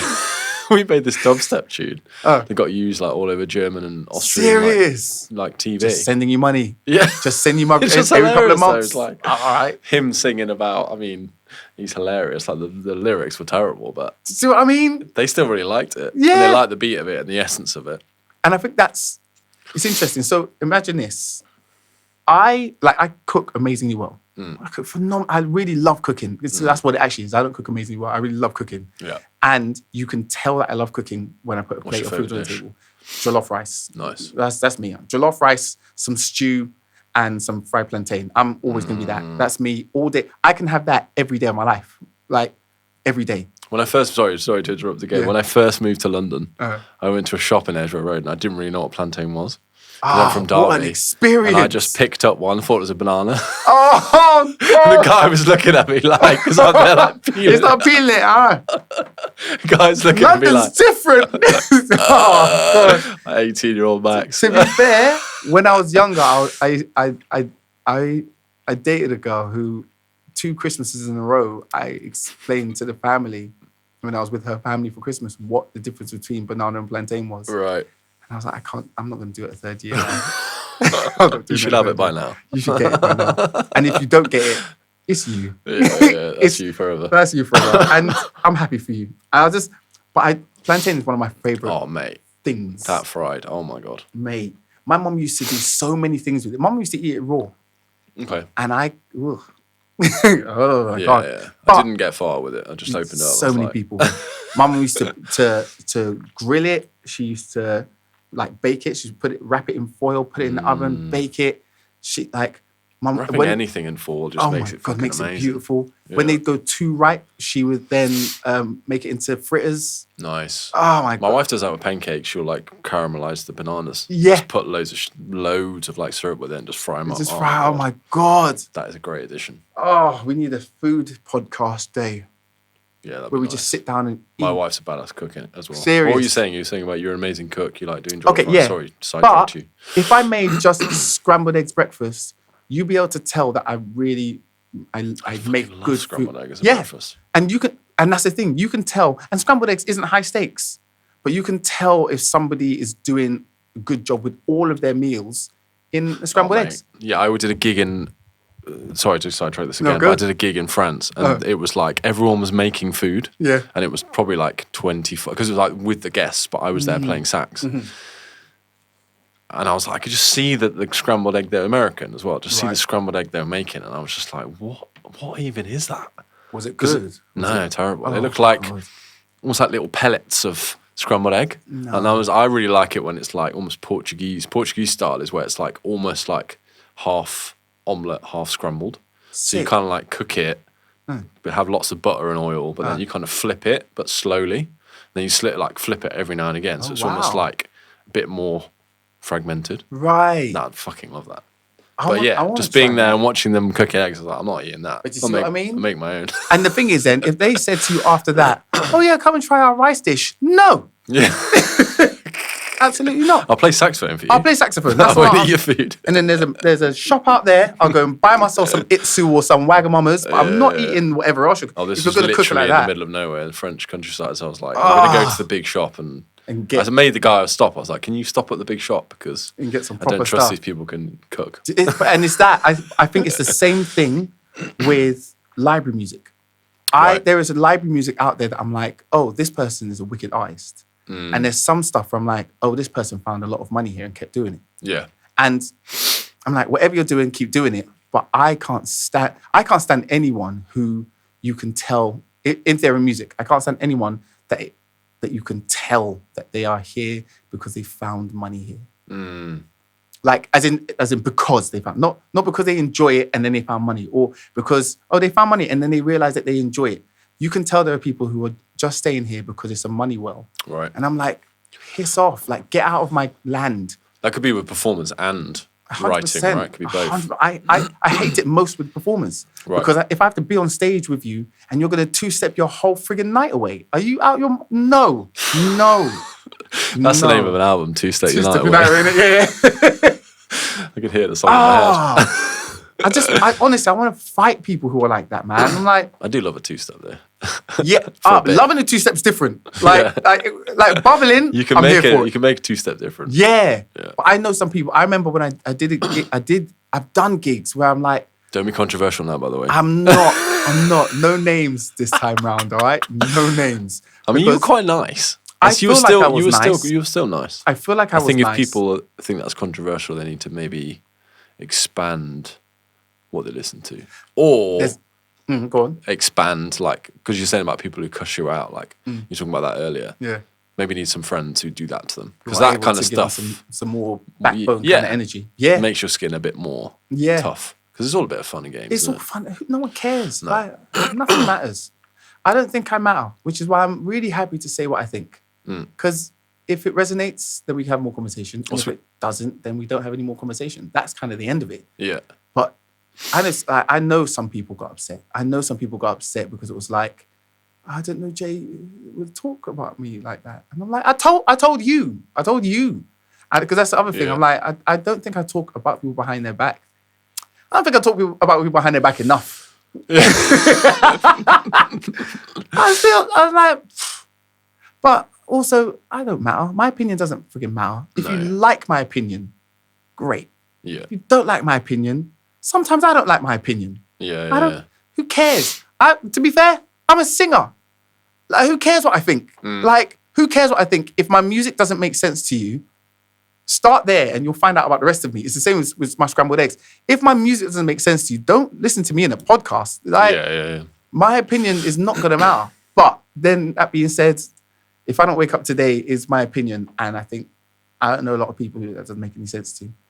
Like, regardless, it doesn't matter. It doesn't matter. So that means we can't worry about that either. Because if we start worrying about that kind of shit, there's too many people out there, they could be listening and go, huh? And you can't be thinking about that. Because it will change the art you make. And it will change the conversations you have. And to be fair, here's the other side. Is I can't wait to meet someone who changes my art. I love when I do.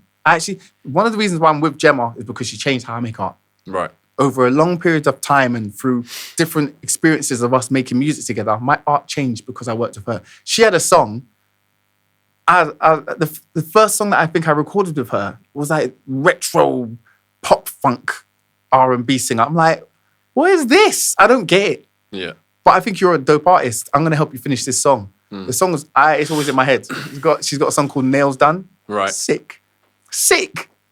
I'm going to get my hair cut, get my nails done. I'm number one. And then I come in with my harmonies. I am number one. I'm like, it's just, nice. Oh, it comes together well. But I had no idea what she was talking about before that. When I first listened to her talk, like singing the lyrics to me and giving me the idea behind it, I'm like, you're weird, man. Like, how am I supposed to do what I do well in that? Like, I don't get it. Yeah. But then she changed my art. That, wicked. Okay. But if it's changing my art just because you don't like what I'm up to and you want me to be, or I want you then, rather, to be something different for the sake of my benefit. Too much of an ego thing going on. It's too much of an ego thing. Yeah, there's too much. And I think musicians are supposed to have enough of an ego to just want to express themselves, but enough of an absence of ego to do it based on their skills and their gifts rather than their opinions and their, like, I don't think music and social media are the same thing. No.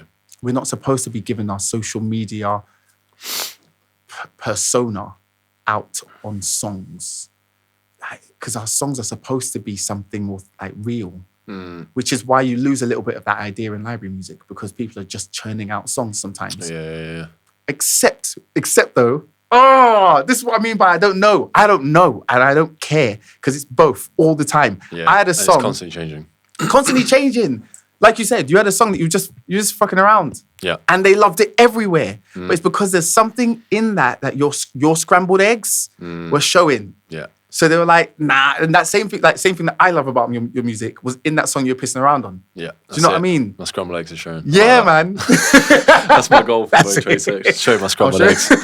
Sounds a bit sexual, but... Just the next song, you in the Michael Jackson pose lying down, just speedos. Just in one egg. Just outside.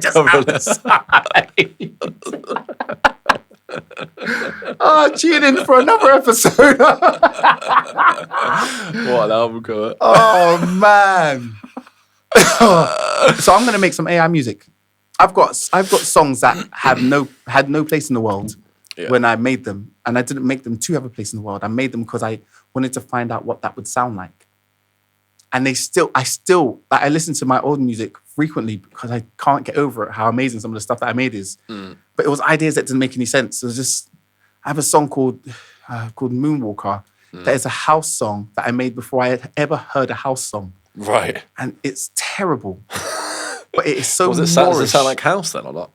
Yeah. It sounds like what I think house sounds like. Right, but you never heard it, so... I had never heard it at the time, but I knew, it's weird because I basically made it based on hearing like Right Said Fred and something from Catatonia. Do you remember an artist called Catatonia?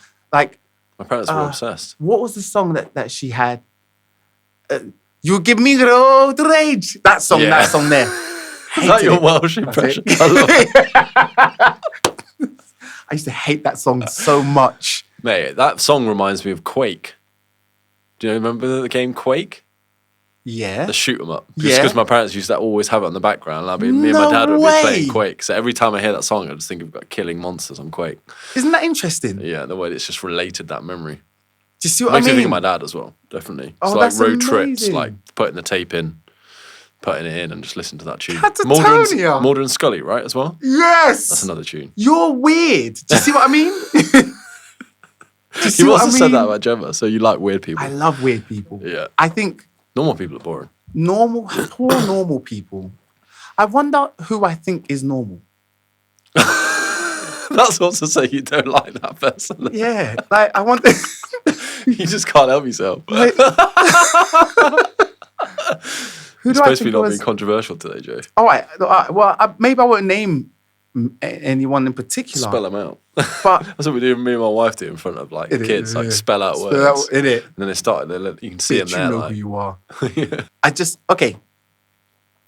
Inside music, I know at least one person who, when I listen to their music, I'm like, okay, here's my one, because I'm a fan, so I'm going to say it. I think Corinne Bailey Rae is one of the most normal human beings that I've ever heard on music. But she's spicy in there. It's like she's boxed a very average person into a very small space, right, and made them go feral. Mm-hmm. It's like if you put somebody into a small enough space, they'll get claustrophobia. And then she's recorded the claustrophobia of herself. Do you know what I mean? That's what she feels like to me. Because I don't overly like her voice, but her music is phenomenal. Yeah, it's amazing. I don't even overly like her writing. I can't tell what I like about her music, but she's one of my favorite artists. Put your records on, right? Yeah. I don't like that song. I don't like it. I really like it. I like the harmony of it. The harmony's beautiful. Nice. Until I did a function gig and heard someone do Spice Girls over it. And I was like, oh, fuck this. Oh, it's the same harmony as you. Yeah, and then I was annoyed. Yeah, there's a big Spice Girls song that's giving the same you harmony. everything. Yeah. And I'm like, oh, now the song's annoying. But she's got a song called Caramel. Right. It's one of my favorite songs, maybe of all time. Of all time, one of the most average sounding musicians. Why do you think it resonates with you then? Because I love that both things can be right. She says, out of all this bitterness, it tastes like caramel. And And I'm like, I've never, this is what I mean about like, you've boxed this idea. She doesn't try to venture out into everything in music. She does a very small space, and it's so small that she vibrates in it. Right. Do you know what I mean? If it was too big, she's doing this, you won't feel the vibrations, not knocking the sides. Yeah. But it's such a small space that she's knocking the sides quite violently. That's a violent idea. Out of all this bitterness, it tastes like caramel. Like you've gone through something so horrible that you can feel it being sweet to you. You can feel that it is beautiful. Mm. I think that's wild, man. Like, and I get that emotion. There was a time when I was a kid that my dad beat me so bad I couldn't walk. Wow. And the only thing I wanted to do was show him my work after that. That's crazy. Right. That's crazy. Why do I want to impress you? Not impress you, because it wasn't that I was looking for the validation. It was that he's the one that I was excited to show it to. Mm. But I couldn't really walk. Right. That's mad. Yeah. How old were you? 9? Jesus. He basically beat up a 9-year-old. Yeah. That's what he did. He was 40-odd and he beat up a 9-year-old.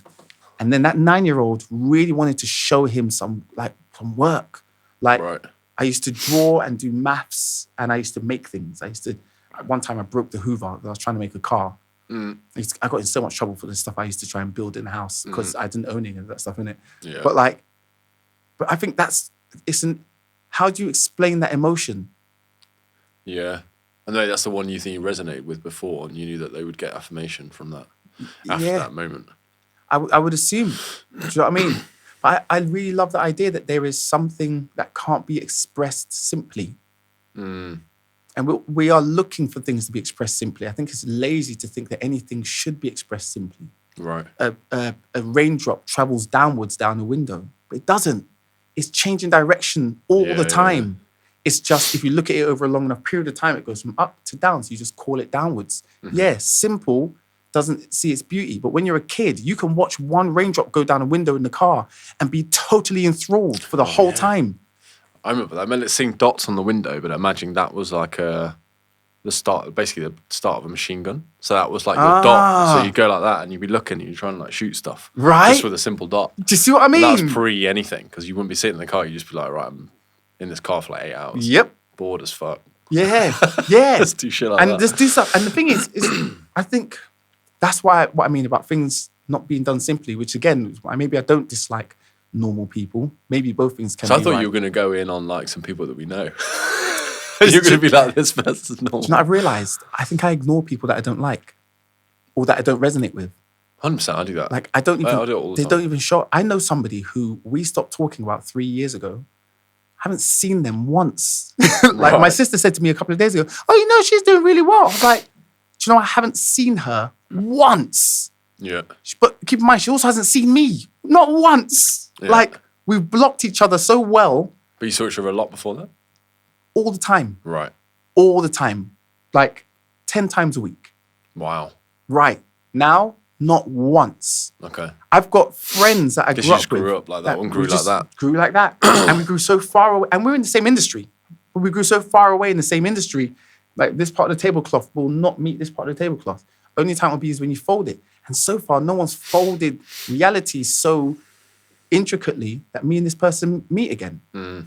And I'm like, I think that's magic. I think it's magic that I don't feel like I have any reason to be around you. And so I'm not.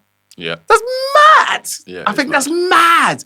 I honestly believe that there's no reason for you to be around, so you're not around. Yeah. So I think it's crazy. I've still not been around for 3 years. After 3, not at all. But people know them. People know of them. Yeah. And there's a few. I think about 4 or 5 years ago, I hit destruction button on my life and just said, okay, everyone who thinks I'm this thing, I'm actually this thing, and it's probably going to piss off everyone who needed me to be this thing.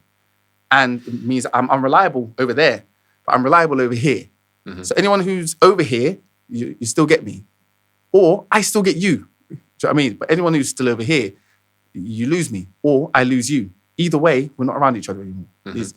And I went through a lot about, oh my God, I'm losing friends. And I wasn't losing friends. I was creating something that didn't need me to be who I had been to make those friendships. So kind of like, rather than I'm losing friends, they are gaining space and I'm gaining space to create myself. So whatever it was. And now, it's not whatever it was actually. It was really potent for me actually. It was really beneficial. Right. I think one of my biggest growth experiments in my life. Why did you do that? You just felt like you got to a point where you needed to. I didn't know that I needed to, but after my mum passed, there was the biggest. I feel like I made about 2 years of shifting who I am after my mum passed. Actually, from about a year before my mum passed until about a year and a half after my mum passed, I shifted things. I felt emotionally stagnant because I'd been spending a lot of time trying to be nice and be liked and be appreciated for who I am. Oh, that's the worst. But that shit. But I didn't even realize some of it as well. And I think the real worst part of it is that it meant that in many really small ways, I was lying about who I am. There was a time before my mum passed, about 2 years before my mum passed, about 10 different friends of mine asked me if I could record their albums. 10 different friends of mine. And I was running a studio in North London. And I had the studio, I had the desire, and I had the skills. But I didn't have the money to do 10 of your albums. And all at the same time? All at the same time. Wow. All within a month, they all asked me. Separately, not knowing each other had asked, but 10 That's different crazy. People. And the honor is all here. But I felt shit. I felt terrible. Because nobody wanted to pay for any of my time. And I didn't ask them to pay. I was like, why don't you feel like taking... Also, you have to then pick. I have to, say again? Also, then you'd have to potentially pick. I have to pick. I just felt bad. I was like, I would love to give it to you for free, but I don't have it to give it to you for free. And so I said, I'll try and figure it out. And somebody, okay, well, let's try and do a session over here. And everything I was trying to do was fizzling out or not being put together well. Or and then also I have to work. I also have to work at the same time. Do you know what I mean? So I'm like, I can't do it. And I went to my mum and I'm like, everyone's asked me if I can make their albums for them, like really put my ass into their projects for them. And no one's offered me anything for it. And she's like, oh, you're a giver. That's nice. But you haven't given anything to yourself. So you're actually resenting them because you haven't done what you're supposed to do. I was like, that's so shit of her, Mum. Like, why? That's like a fly again. Like, why? But actually, yes, right? Yeah. But it's actually what was going on. I was actually feeling negative to the people around me because I hadn't made sure I was taken care of. If I was really standing for myself, I'd say 100% yes. This is what it costs. This is what it takes. This is the system that we run it in. This is when we're going to do it. This is what I need from you to prepare. This is what I need from you to fund it. And this is what I need from you on the back end to ensure that my work in your project is honored. I didn't do any of that. But I expected that they should know to ask or offer something. All right. That's not fair. So that's what I mean by in small ways I was lying about who I am. Also, it could be time that you're doing your project. Also could be time I'm doing my project. And none of it, I didn't really relate any of that stuff. And then I resented their ask rather than resent. What did you do in the end? Did you just say anything or did you just... I dropped all of their projects. I stopped making anyone's music. Right. Making anyone's music. Everyone piss off. But that's what I mean by hitting the destruction button. Like rather than taking care of the people who are asking me to take, like someone's art is their baby. And 10 different people who mattered to me at the time came to me to ask if I'd babysit. And instead of saying, oh, I'm not available to babysit, or saying, oh, I need you to make sure there's food at your house, or instead of making sure that, is your child, I don't want to change nappies. Instead of doing any of that stuff, what I said instead was, fuck your baby. Like, fuck your child. Yeah. So that I don't have to take responsibility for anything over there. And in the end, I don't have to take responsibility for anything over there. But anyone who was like, Jay's going through something over there. Like, he needs to change some shit. Okay, back off. And then Jay changed some shit and was like, are you done hissy fitting? I was like, all of those people, I apologize for my hissy fit, man. Like, let's work on your album. Like, I'll work on your projects now. And that meant that it's almost like I had to get rid of anything or anyone around me that was inspiring me to do those small lies about who I am. Because that was speaking to an old me that needed a certain amount of validation. In this space now, when I'm working on stuff, it's done well. Also, I know how I want music to be made. I know how I want music to be made with me, around me, for me, any of that stuff. So in my environment, let's make it like this. And I think anyone who I would have done a little lie to, I would have done a bigger lie to. I would have said yes to stuff that doesn't make sense or doesn't work for me. Like certain people like split royalties differently. Certain people split royalties based on status. Beyonce comes into a room, doesn't write anything, but if she records your song, she's going to own part of that song because she's Beyonce. Yeah. All right. But I will also have people that aren't Beyonce, but have probably maybe done more in their career than me at the time and say, okay, because I've done more in my career, when we write this song, I should get a higher split. Okay, mum, do you know what? They're probably right. They're right. All right, fine. What is it? But She's hovering today. She's hovering. But I think it's because there's the authentic part of it is, if I don't know what my formula is, I can't be upset if somebody comes to me with their formula. I think it's a male thing though as well. I think we presume that people just know what we're thinking. Which is unfair, man. Yeah, which is like, you should know fair. this. Yeah. But I think the other side is, you don't know what you don't know until you find out that you don't know. And that's the first time that you start knowing anything. I didn't even know that I was underperforming as a songwriter, as a producer, as somebody who helps artists until there was too much for me to perform well in. Like 10 people ask me at the same time is too much. Yeah, that's intense. I'm not going to do 10 albums in this month. Could be or in this year. 100 tracks. That could be 100 tracks for different artists who are thinking and feeling different things. for no money. For no. Yeah, and the thing is, if I had enough money, I would do it all for no money. Like that's actually my truth. I love making art with artists. I love it. It's one of my favorite things. It's the best. But I wouldn't have had the time to live my life and work on 10 different people's albums in a year. So to give anyone the idea that it's even possible is a lie anyway. Like it's just shit. It's shit to let that many people rely on you and not be reliable. Yeah, that's a lot of people at one time as well. Yeah. But it did make you think about... It made me create something else. It made me start taking care of artists if I'm taking care of artists. Yeah. It made me tell artists the truth if they are looking to me to be taken care of. Do you know what I mean? And even now, there's still more truth to give. There's still more of the gaps to take care of. And it's meant that now, when an artist comes to me, they can come to me about their art, but they can come to me about the whole of life. Like, I work with artists now. We're living full-on lives. Like, do you know what I mean? And your artist, I want for art to pour into, I want for art to be a space that life pours into and pours through.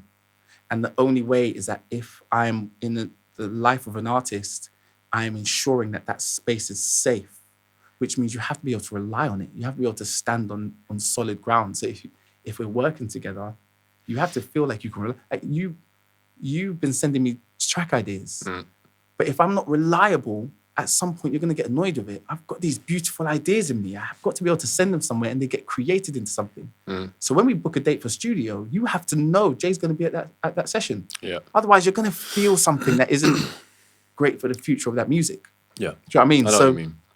I think that in 100 small bruises or 100 small scars turns a relationship sour. So at one point, I threw all those relationships in the bin. Right. Started from scratch. I had to maybe throw myself in the bin. And so rather than throwing relationships in the bin, I put myself in a position where I threw myself in the bin, and anyone who needed to throw me in the bin, throw me in the bin. So I could start from scratch and just rely on something that makes sense to me, which is simplicity and focus. It just simplified my thing. And that's when I got my daughter. So that's how I knew I was on the right track as well. I was like, that'll change you. Yeah, like my daughter was born in the time that I became more simple. So, and now she's one of the happiest things I've ever seen. This girl is, mate. Do you know what I mean? Like, I'm like, yes, okay, I'm doing the right thing, but it feels weird, which is why when I say stuff that is off center for people, or if I'm a way that is weird, I'm like, my daughter's in this reality. I must be doing what I'm supposed to be doing. Yeah. I have to be doing what I'm supposed to be doing, which is mad. They're so happy though. They're so happy, bro. So fucking happy. Ezra's so fucking happy. Look at that. All the time. I love it, man. He just looks at you. I need to wee so bad. It's ridiculous. We might be getting 2 hours. Depends what you want to do. I want to go and come back. Do you mind if I take a minute? Yeah, of course. Wicked. Do it, man. I did write something down which might be interesting. Go on then. What have you learned about yourself live since we last spoke? Oh, fuck that, man. All right. I've realized that I haven't changed much since I was 20. Right. I haven't changed. More information's in my head, for sure. I'm as disciplined as I always was. I'm as focused as I always was. I'm as happy as I always was. It looks different. So, for example, I think I had a bit of a peanut head when I was 20. Right. And now my head's gotten a bit more square, like rigid on the edges as I've gotten older. But I look the same. And I think my emotionality, my personality, my main character space feels like it's exactly the same as it was when I was 20. I still get frustrated about being misunderstood. Really frustrated. I get really upset if I feel like I'm hard done by if I'm misunderstood. It takes more to get to the point where it matters, but I react the same way. It's just the stakes are higher. I think if I've learned anything, it is I'm never going to escape myself. And my actual job here is to honor myself. So I find different reasons and like different inspirations for honoring myself. My mum passing was a really good time, a really good reason to honor myself. I remember before my mum passed, she was the person in my life that always, when I came to her house, she'd see me, she'd be like, oh my God, my beautiful, you're so good looking, you're such a gorgeous, look at your beautiful eyes. I have a memory, one of my oldest memories. Rashana's like that. Rashana's honestly like serious. That. With the boys, yeah. I love it. One of my earliest memories is giggling so hard, like uncontrollably giggling. I don't have much understanding of what was going on because I know I was a baby. But my mum is kissing my face everywhere. I feels like there's 3 of her and I'm surrounded and it's tickling and it's funny and she's in my, and I am giggling my face off. I remember it so vividly. And I remember feeling like she loves what she's kissing. She just loves it. And consistently, there was never a time that I heard any other message from my mum to the contrary of, I am so good looking. But except for my mum, I actually didn't grow up feeling good looking. I felt like I was my friend's like less than good looking wingman. And like I had dark patches around my eyes and buck teeth when I was a kid. And I used to get stressed. I picked my hair until I had a bald patch on one side of my head. And I just didn't feel good looking. I was small. I had all the allergies. Like I had anxiety kind of thing. So I used to wet my bed and I used to poo myself a lot. And it was horrible. If you looked at that kid and said, I'm going to date him in 30 years, you'd be like, oh, shit. Like, like it's that. But like now, when she passed, I was like, oh, there's no one in the world holding the flag of me being good looking. And my mum didn't think I was good looking because I felt good looking. She felt like I was good looking because that's just what she had, which meant regardless of me feeling like I'm good looking or not, somewhere in the world, I am consistently good looking. I'd rather lean into that than to what I've leaned into in the past. So I just chose to fly that flag that she flew all the time. And it changed my perspective on what it meant to honor myself. So the same thing in terms of me being, there's some people in my life, in the history of me, that have thought of me as like judgmental. I don't think I'm judgmental, but I can get what someone's saying if they think I'm judgmental. I just have to choose who I'm honoring. Am I going to honor the J that makes sense as judgmental, or am I going to honor the J that makes sense as gracious? Yeah, gracious. Because I think I just give plenty of grace. I'm like, be who you are. I don't care enough is why it actually is why I'm not judgmental. I honestly don't care enough. I just enjoy myself. But there are people who think I'm judgmental. In their lives, they honor a judgmental J. In my life, let me just honor a gracious one. So, and there is a part of me that can be seen as judgmental. It's just for me to choose who I'm honoring as myself. Like, who do I think I am and what do I think that person deserves? And I think living like that means I get to be the same person who I love being. I love being this guy. I have so much fun being this, and I don't have fun pretending to be something that I want someone else to like. Yeah, it's draining. It's so draining. So boring. I just be this person that I enjoy being as myself. So fun. And then That's what your mum would have wanted as well. She would have loved. This fly hasn't interrupted any of what I just said. It's coming. I can see it. There's no, keep saying it. She's just sitting back, probably sitting on the wall like, finally, he's just talking about the real shit. Yeah. And I think my favorite experiences are when I'm just honoring the person that I've always been like this. I'm not changing. I'm just putting more information in my head and using it as that same person. When I start working on music, or forget music, when I'm in my house, if I put earphones in, people know just don't talk to him. He's probably going to sing at the top of his lungs while you're there trying to have a conversation with each other. You have to find a way to ignore Jay. Yeah. Jay will put his phone on in the shower and listen to MJ live. That's just what Jay does. Because he wants something that's going to give him the excitement of being in the shower. Because other than that, it's pretty boring. Like, I'm doing the same thing I've done every day. But Jay's going to turn ironing into a game show. He just want to stay engaged. Everything he does, stay engaged, be engaged, be engaged. But if he's in the music space, he relaxes. Oh, Jay's so relaxed. He's almost like he's not even there. That's his invisible time. Correct. If Jay's around enough family, he's going to fall asleep. That's just what happens. Like, I just like being like this. I have fun being like this, man. Yeah, it's so much fun. But that's what I've learned. I'm not changing. I'm staying the same. That's a great place to be in. Yeah. That's amazing. That's I enjoy that's it. the place that everyone wants to be in. Right? That I think a lot of people struggle with. A lot of people struggle to get to that position. Oh, stop fucking wasting time. Like, please, if you meet someone who's, I don't know how to just enjoy being who I am, tell them just get over yourself. Yeah. Just destroy, like, there's a thing they call die to yourself. Like, get rid of the idea that you have to be anything. Yeah. Just be whatever you are. Because if you zoom out imagine when you zoomed out now from where we are. Yeah. And you zoomed out on this spaceship that just went forever, you just be like, can't even see that That's shit. Where I am. I can't even see where I am and I'm paying taxes there. Just like Flipping like ants. Oh yeah, tax, fucking hell. January fun. Yeah. Flipping annoying. Sucks. Do you know what? If I'm honest, just to put something in the space for us musicians in our industry if you're beyond me about this, or if you're behind me down the line, there's a line of understanding when it comes to doing this well. A few years ago, I made so much money and didn't have an accountant that understood what I wanted to do about the money that I made. And I didn't tell him what I needed him to understand about what I wanted my money to be for. So my tax bill was the highest it's ever been. And I like the idea of paying taxes. I'm like, do something about it. Either like it or don't like it, but live one that you prefer. I like the idea that I'm making so much money that the country is chasing me for it. Wicked. I didn't know that what I'm up to is important to anyone outside of me until this whole country started saying, we want some of your money. Yeah. You want some of my money? With all the money you have, you want some of mine? Take some of my money then. Cool.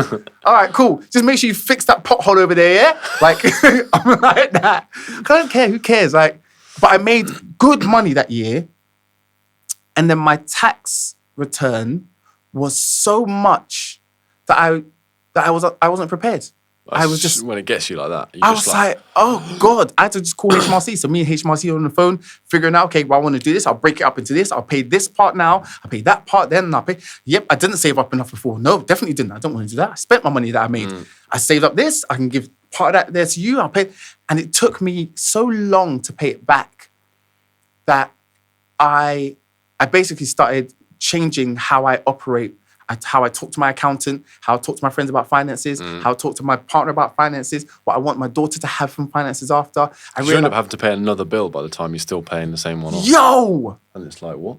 And they're happy to keep charging you on top of it. There's interest on that. And so I'm always saying to all of us, just make yourself reliable. Be reliable now for your future self. Like, I know now that Jay, 5 years ago, whatever it was, didn't acquire the knowledge that I need right now for him to have acquired. Yeah. Where are you going to get that knowledge, though? I mean, you're not taught about it in school. You're not. But you're not really taught any of that shit. It's so important. But I wasn't taught to be this dope, and I turned out friggin' dope.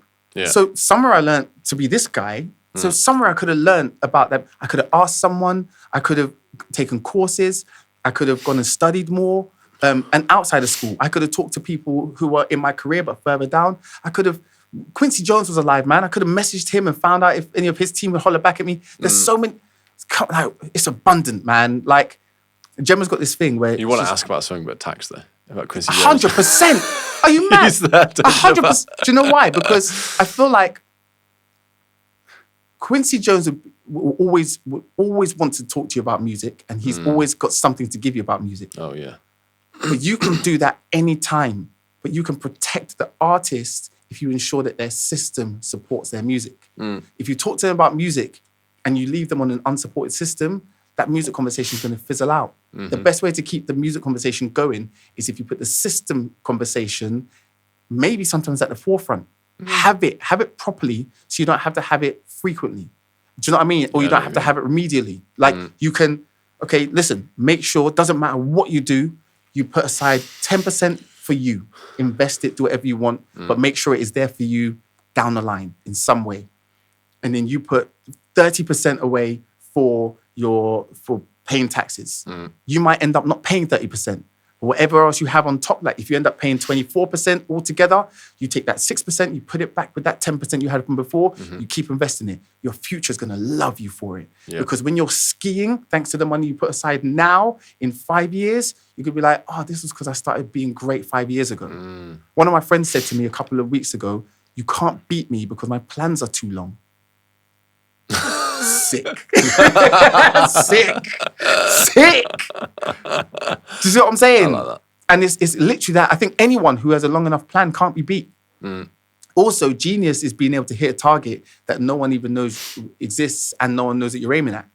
I think it's genius to be like, oh, I'm just going to do something now that means that down the line, I'm taken care of. Isn't that what I heard someone say as the definition of discipline? Doing something for like your future self as opposed to the person that's right there in front of you. 100%. And it's interesting. I think it's something that if you really believe in that future self, that's turned off now, so don't worry about that. Nah, it's done. Completely. Yeah. I think it's because maybe it's because it's done. It passed that half-hour mark. But then went off. Yeah, I don't mind. We can wrap it up. We can wrap it up. That was a good way to end it though, where you said that. Yeah. About the plans. I like that. In it. That's nice. I think it's so dope. I also think if you really believe that future self is going to need it, you'll make it for them. Like if you know that you're going to be hungry in an hour, you'll definitely cook. Yeah. Do you know what I mean? What if you knew you're going to be hungry in 10 years? Would you cook enough food? Do you see what I mean? Yeah. Like, I like thinking that long in advance though, thinking about what you can change, what you can think about, what kind of person you want to be. Yeah. Because I didn't think I'd be this kind of person when I was, if I think even like 10 years ago, I didn't think I'd be this kind of person. What kind of person are you, based on your estimation or based on your... What person am I now? Yeah. Well, I think similar to what you said. I think I'm disciplined. I think I'm calm. And I think I'm like kind. And I think I've got a lot more confidence in myself than I ever thought I would. And I'm a lot more like comfortable in my own skin than I ever thought I would be. Definitely when I'm back to like 25 to 30-year-old max, like an extremely different person. But that's taken a lot of time, a lot of like introspection. Do you think that was the main thing was like keeping on your mind who you are and who you want to be? I think therapy was the biggest thing. Sick. Doing that solidly every week for a year. That's definitely the most. That and having kids. Yeah. I'd say the two things. The most like kind of transformative things I've done, that I would say. What do you think would be the next big transformational tool of your life? What do you think would be the thing that, if I did like therapy for a year, having kids, and then in 10 years you would say therapy for a year, having kids, and... consistent exercise, I'd say as well. That makes a massive difference to me. Right. I think it's a real like catharsis. Yeah. That and spending time with my family, I think, consistently. Yeah, that's what I'd say. Because I don't know, I feel like when I used to have therapy, I used to write down what I was feeling, and then I'd go for a run, and that's when I cry it out. And that was like my process. So I'd just write for like, pages and pages and pages, some of it like not so nice, kind of like really getting out, and then you go for a run. And that was, don't know why, but that was just the way I would kind of cry it out and really like, you kind of get out your system. That's mad that you say that. I had an ex that every time we argued, I would go for a run if I needed to because I couldn't, it's like pent up. Yeah, I think men get that, definitely. Or go in the punch bag, that helps. Just leathering it. Do you have one at home? Yeah, I got one at home. Just because if I need it, I'll go there and just be like, hit it as hard because you don't want to hit anyone in the face. You don't want to But hit you anyone. need to hit something, You need to hit innit? something. Yeah. You can't, what else are you going to hit? You're going to hit a wall or the floor. So that There's a hole in the wall at my mum's house. Oh, really? From when I was a kid. Yeah. There's a hole in one of the walls in someone hit the it? bedroom. This someone. Yeah. There's a hole in the wall. The gate is off its hinges. You need to do something. You need to do something. Yeah. But a punching bag at home is a vibe, man. Mate, it's the one. Put it outside. Just drill like massive holes in the brickwork outside. Yeah. And just put it in Hang there. it from there. Did you do it yourself? Did you put it up yourself? Yeah. Yeah, I'm going to learn to be a DIY guy. It saves you a lot of money. That's Yeah, I'm a nice, tight innit? bastard. So that's the only reason I do it. Thanks, Pops. Yeah. Figure it yourself. Spend less money. That's yeah. it. He taught me well. That's wicked, though. I'm going to do more of it. I haven't worked out for a while. Like, I've been... I feel like Christmas. Don't know if it's some like weird, not weird, but I think there's maybe something ancestrally that's like linked into hibernation. Yeah. Something. Because I feel like I've been neglecting certain things. And like when people message me, I'm just a bit like, meh. Ages to get back right now. I would love to hibernate. I think I'd love to actually... Have you got gigs in January? Yeah, I've got a couple still left this same. month. I've still got a couple left this month. And then next month we're doing like Basement Jacks again. Nice. Yeah, so we're back. We're That'd be sick. but overseas. We're going Australia, New Zealand. Oh, wow. You've been to Australia before? I've never been to Australia before. So sick. Serious. Also, this time of year, it'll be like raging hot. Because it's like kind of Yeah, opposite it's summer flip, to isn't us. it? Yeah. I'm really excited to go. Actually, it won't be raging hot, but it'll be like It'll hot be and good. nice. Hot. Because if I'm you went looking in like forward to it. December, January, I think it would be. Yeah, I'm looking forward to it. I haven't done Australia, and I haven't been that far. I haven't travelled. So It's Whopper- 23 and a That's half ridiculous. hour flight. One of them. Yeah, that's mental. I'm like, give me a good seat. Yeah, Please please. make sure I'm on. I a think good with seat. those kind of like, hopefully, if you fly with someone nice, Yeah, there's not we that are. many bad seats. Yeah, and also Basement Jacks. They've done an amazing job of taking care of us. That's good. That's one of the things that I noticed on that gig. Two things is They're kind of grandfathered in there, right? Say I kind again? of feel like they're quite grandfathered in, aren't they? Yeah. As like a brand, as a band. They are. They're set. They've got they're that power. settled. And they're happy about having that power. I know. I feel like I see a couple of experiences that people have had where it's like because it's such a big something, people are getting taken care of like they're small in that space. Right. So they're not mad taken care of. But I'm then seeing the opposite where something is such a big something that it's easy to take care of people. And unfortunately, in one of those spaces, it's big. It's like you said, it's grandpa in, did you say? Yeah, yeah. I like that. Yeah, it's cool. It's long enough in the tooth that are like, it's easy. Come on, we'll get them seats there. And Yeah. You want an extra day there? Just take it. I've been chatting to Ben actually a bit as well. We could potentially do some vibe. like horn stuff together. Really? Yeah, because he lives not far from me. Oh, He lives in Hove. man. So yeah, we've been chatting a bit because our trumpet player left the horn section. So I was asking him if he Right. wanted to join. Would you be up for it? I think we're just going to collaborate on a couple of things because Okay, he's cool. got a horn section that he used to do like Robbie Williams with. So he Yeah. used to be, I think he's still with them. So Right. Okay. Cool.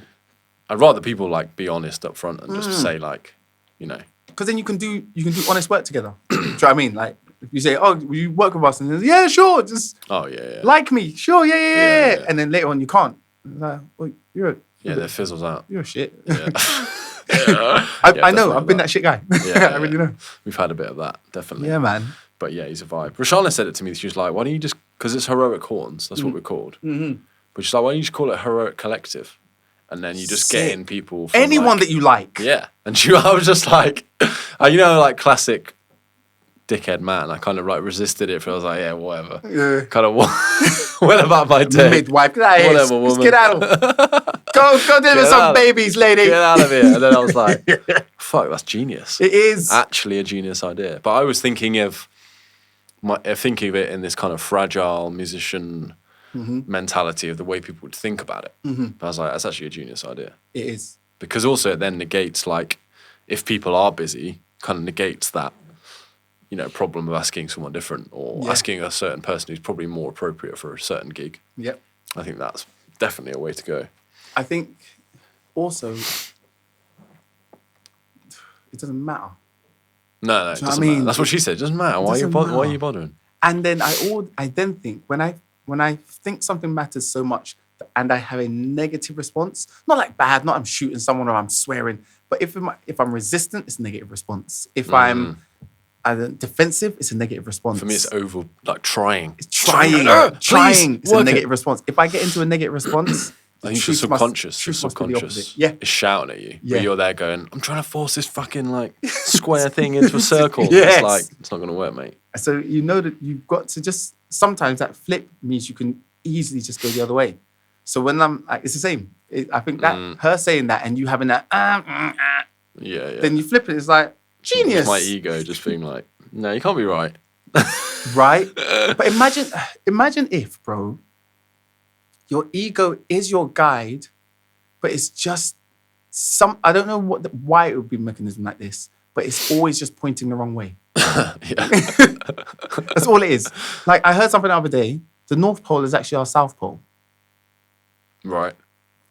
Okay, if you have a compass, the north of the compass magnet points north. Yeah. But it shouldn't, because north repels north. Right. North is attracted to south. Okay. Which means the north needle, the north of the thing, should be pointing to south. It should be attracted to south. Right. So our North Pole is actually our South Pole because it's pulling compasses to point towards its opposite. Right. Do you know what I mean? That does it from any point. Say again? That does it from any point. Well, anywhere you are, if you stand, if north is here, and you have a compass, and you stand here, north says there. Right. So you know where north is. That's why we like, do you know what I mean? If you were doing like little kids, whatever, I've never done it before, but those little kids trail things and they have their badges and da-da-da-da. Yeah. If they follow a compass, it's because it's a magnet. So it's not digital. This is calibrated to the center of the earth. Yeah, yeah. Which means if it's pointing north, if the needle points north and says N, and you turn it, until the N lines up with her ends pointing north, that is south. Right.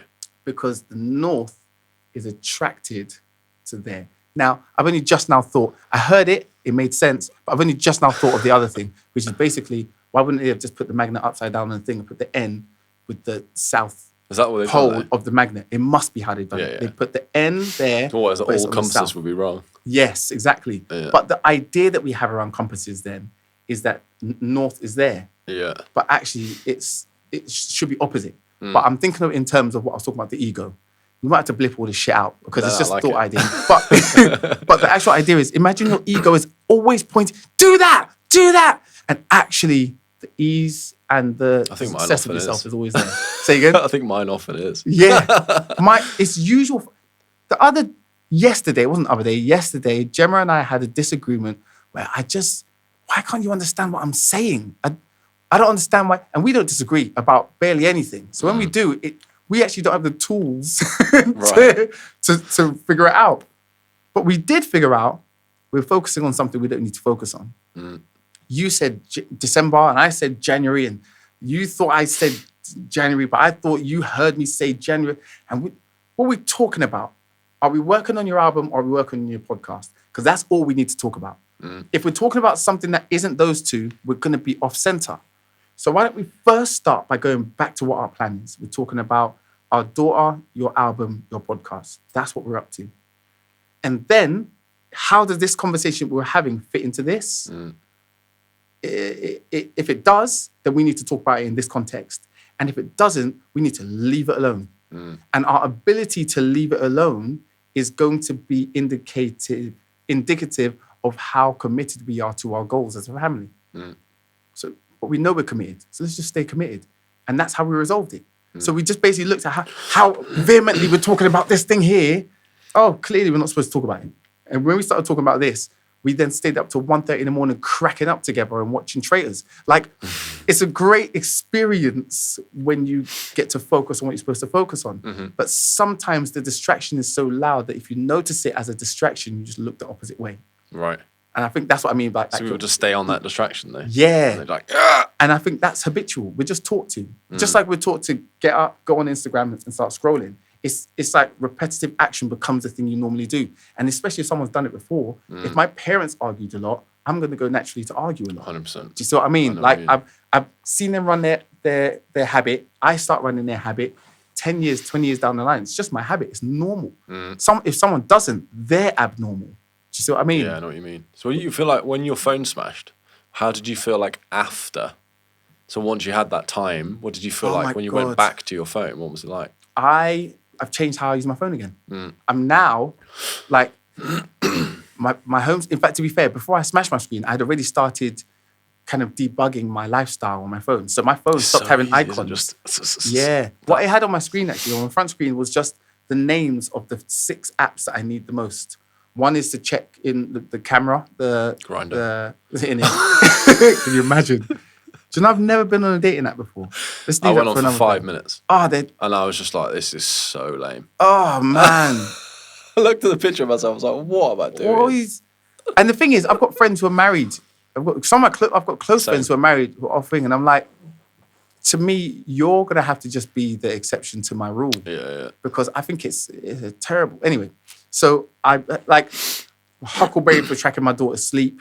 The banking app that I use the most, Notion, because that's what I do my like my project writing on, Notion. And then calendar, mail. Like I literally just had those written on the screen, and when I open the screen, I tap on that and just open up. If I wanted something else, I'd have to go into my phone and search for it. If I wanted to go on Instagram, I'd have to type in INS until my phone shows Instagram and tap on that instead. I think my brain's even got that in the going so on. That becomes easy. In. Yeah. So the next thing then is delete it from your phone, so you have to do it on your iPad. Right. And then if it becomes easy on your iPad, delete it from your iPad. You have to do it on your laptop. What I really want to be able to do is do Instagram through desktop. I know you can do it. Yep. You can flip, but you can't add stories. Yeah, there's certain things you can't do. Yeah, it's a bit annoying. Which then means if you like, I think then it would. iPad's a vibe though, man. I haven't thought about doing it on there. Yeah, just get it out of. My thing now is just noticing, because I don't mind going back to a certain part of my lifestyle, but I still want to be ignorant to what was going on. I think I was just ignorant. I'd wake up and I would have to find a way to turn my phone away from my daughter so I can quickly get my fix. It's a weird drip of dopamine. It's bizarre. It's really odd. So then, even emails, I find that sometimes like, my God, person hasn't emailed me about that gig, and then my brain's there like, oh, they put me in a bad mood. Someone said to me the other day that they only check their emails twice a day, and then I was like, oh yeah, because if something is that urgent, they'll call you, and then if something is that urgent that calling you doesn't work, they'll come to your house, and if they don't know where your house is, it could never be that urgent. Yeah. And you're not going to miss out on that much. You're not going to miss out. Do you know what the last 2 emails I've got that just really shown up on my phone? Speeding fines. I can check that in the morning, man. Like, I'm not... I check it at That's just 2. annoying, though. Also, that's what put you in a bad mood. So you just seeing that. If you didn't... Like, I find sometimes if I look at my phone, it's like, oh, didn't get that gig. And then I'm with my kids and I'm like just pissy. And then, what are you doing? Yeah. It's like, fuck's sake. Like, what's going on, Pops? Yeah. You were feeding me breakfast, you were happy. You looked at your phone, you come back, you're Aggie. It's nothing to do with my phone. All right. That's what they do, get me in a headlock. They get you in the headlock. Yeah, there's this thing called the Ezekiel choke. What? Which is like a jujitsu move. Basically, it's where you like put your fist on the throat, and they do that to me something like, Ezekiel. I don't know you see Rashada there just like, not to me. Oh, you must be a wicked dad. Mate, it's so much fun. Oh. Legendary. Bro, you're the man, bro. Thanks very much, everyone. Peace. Take care. Bye-bye. Oh,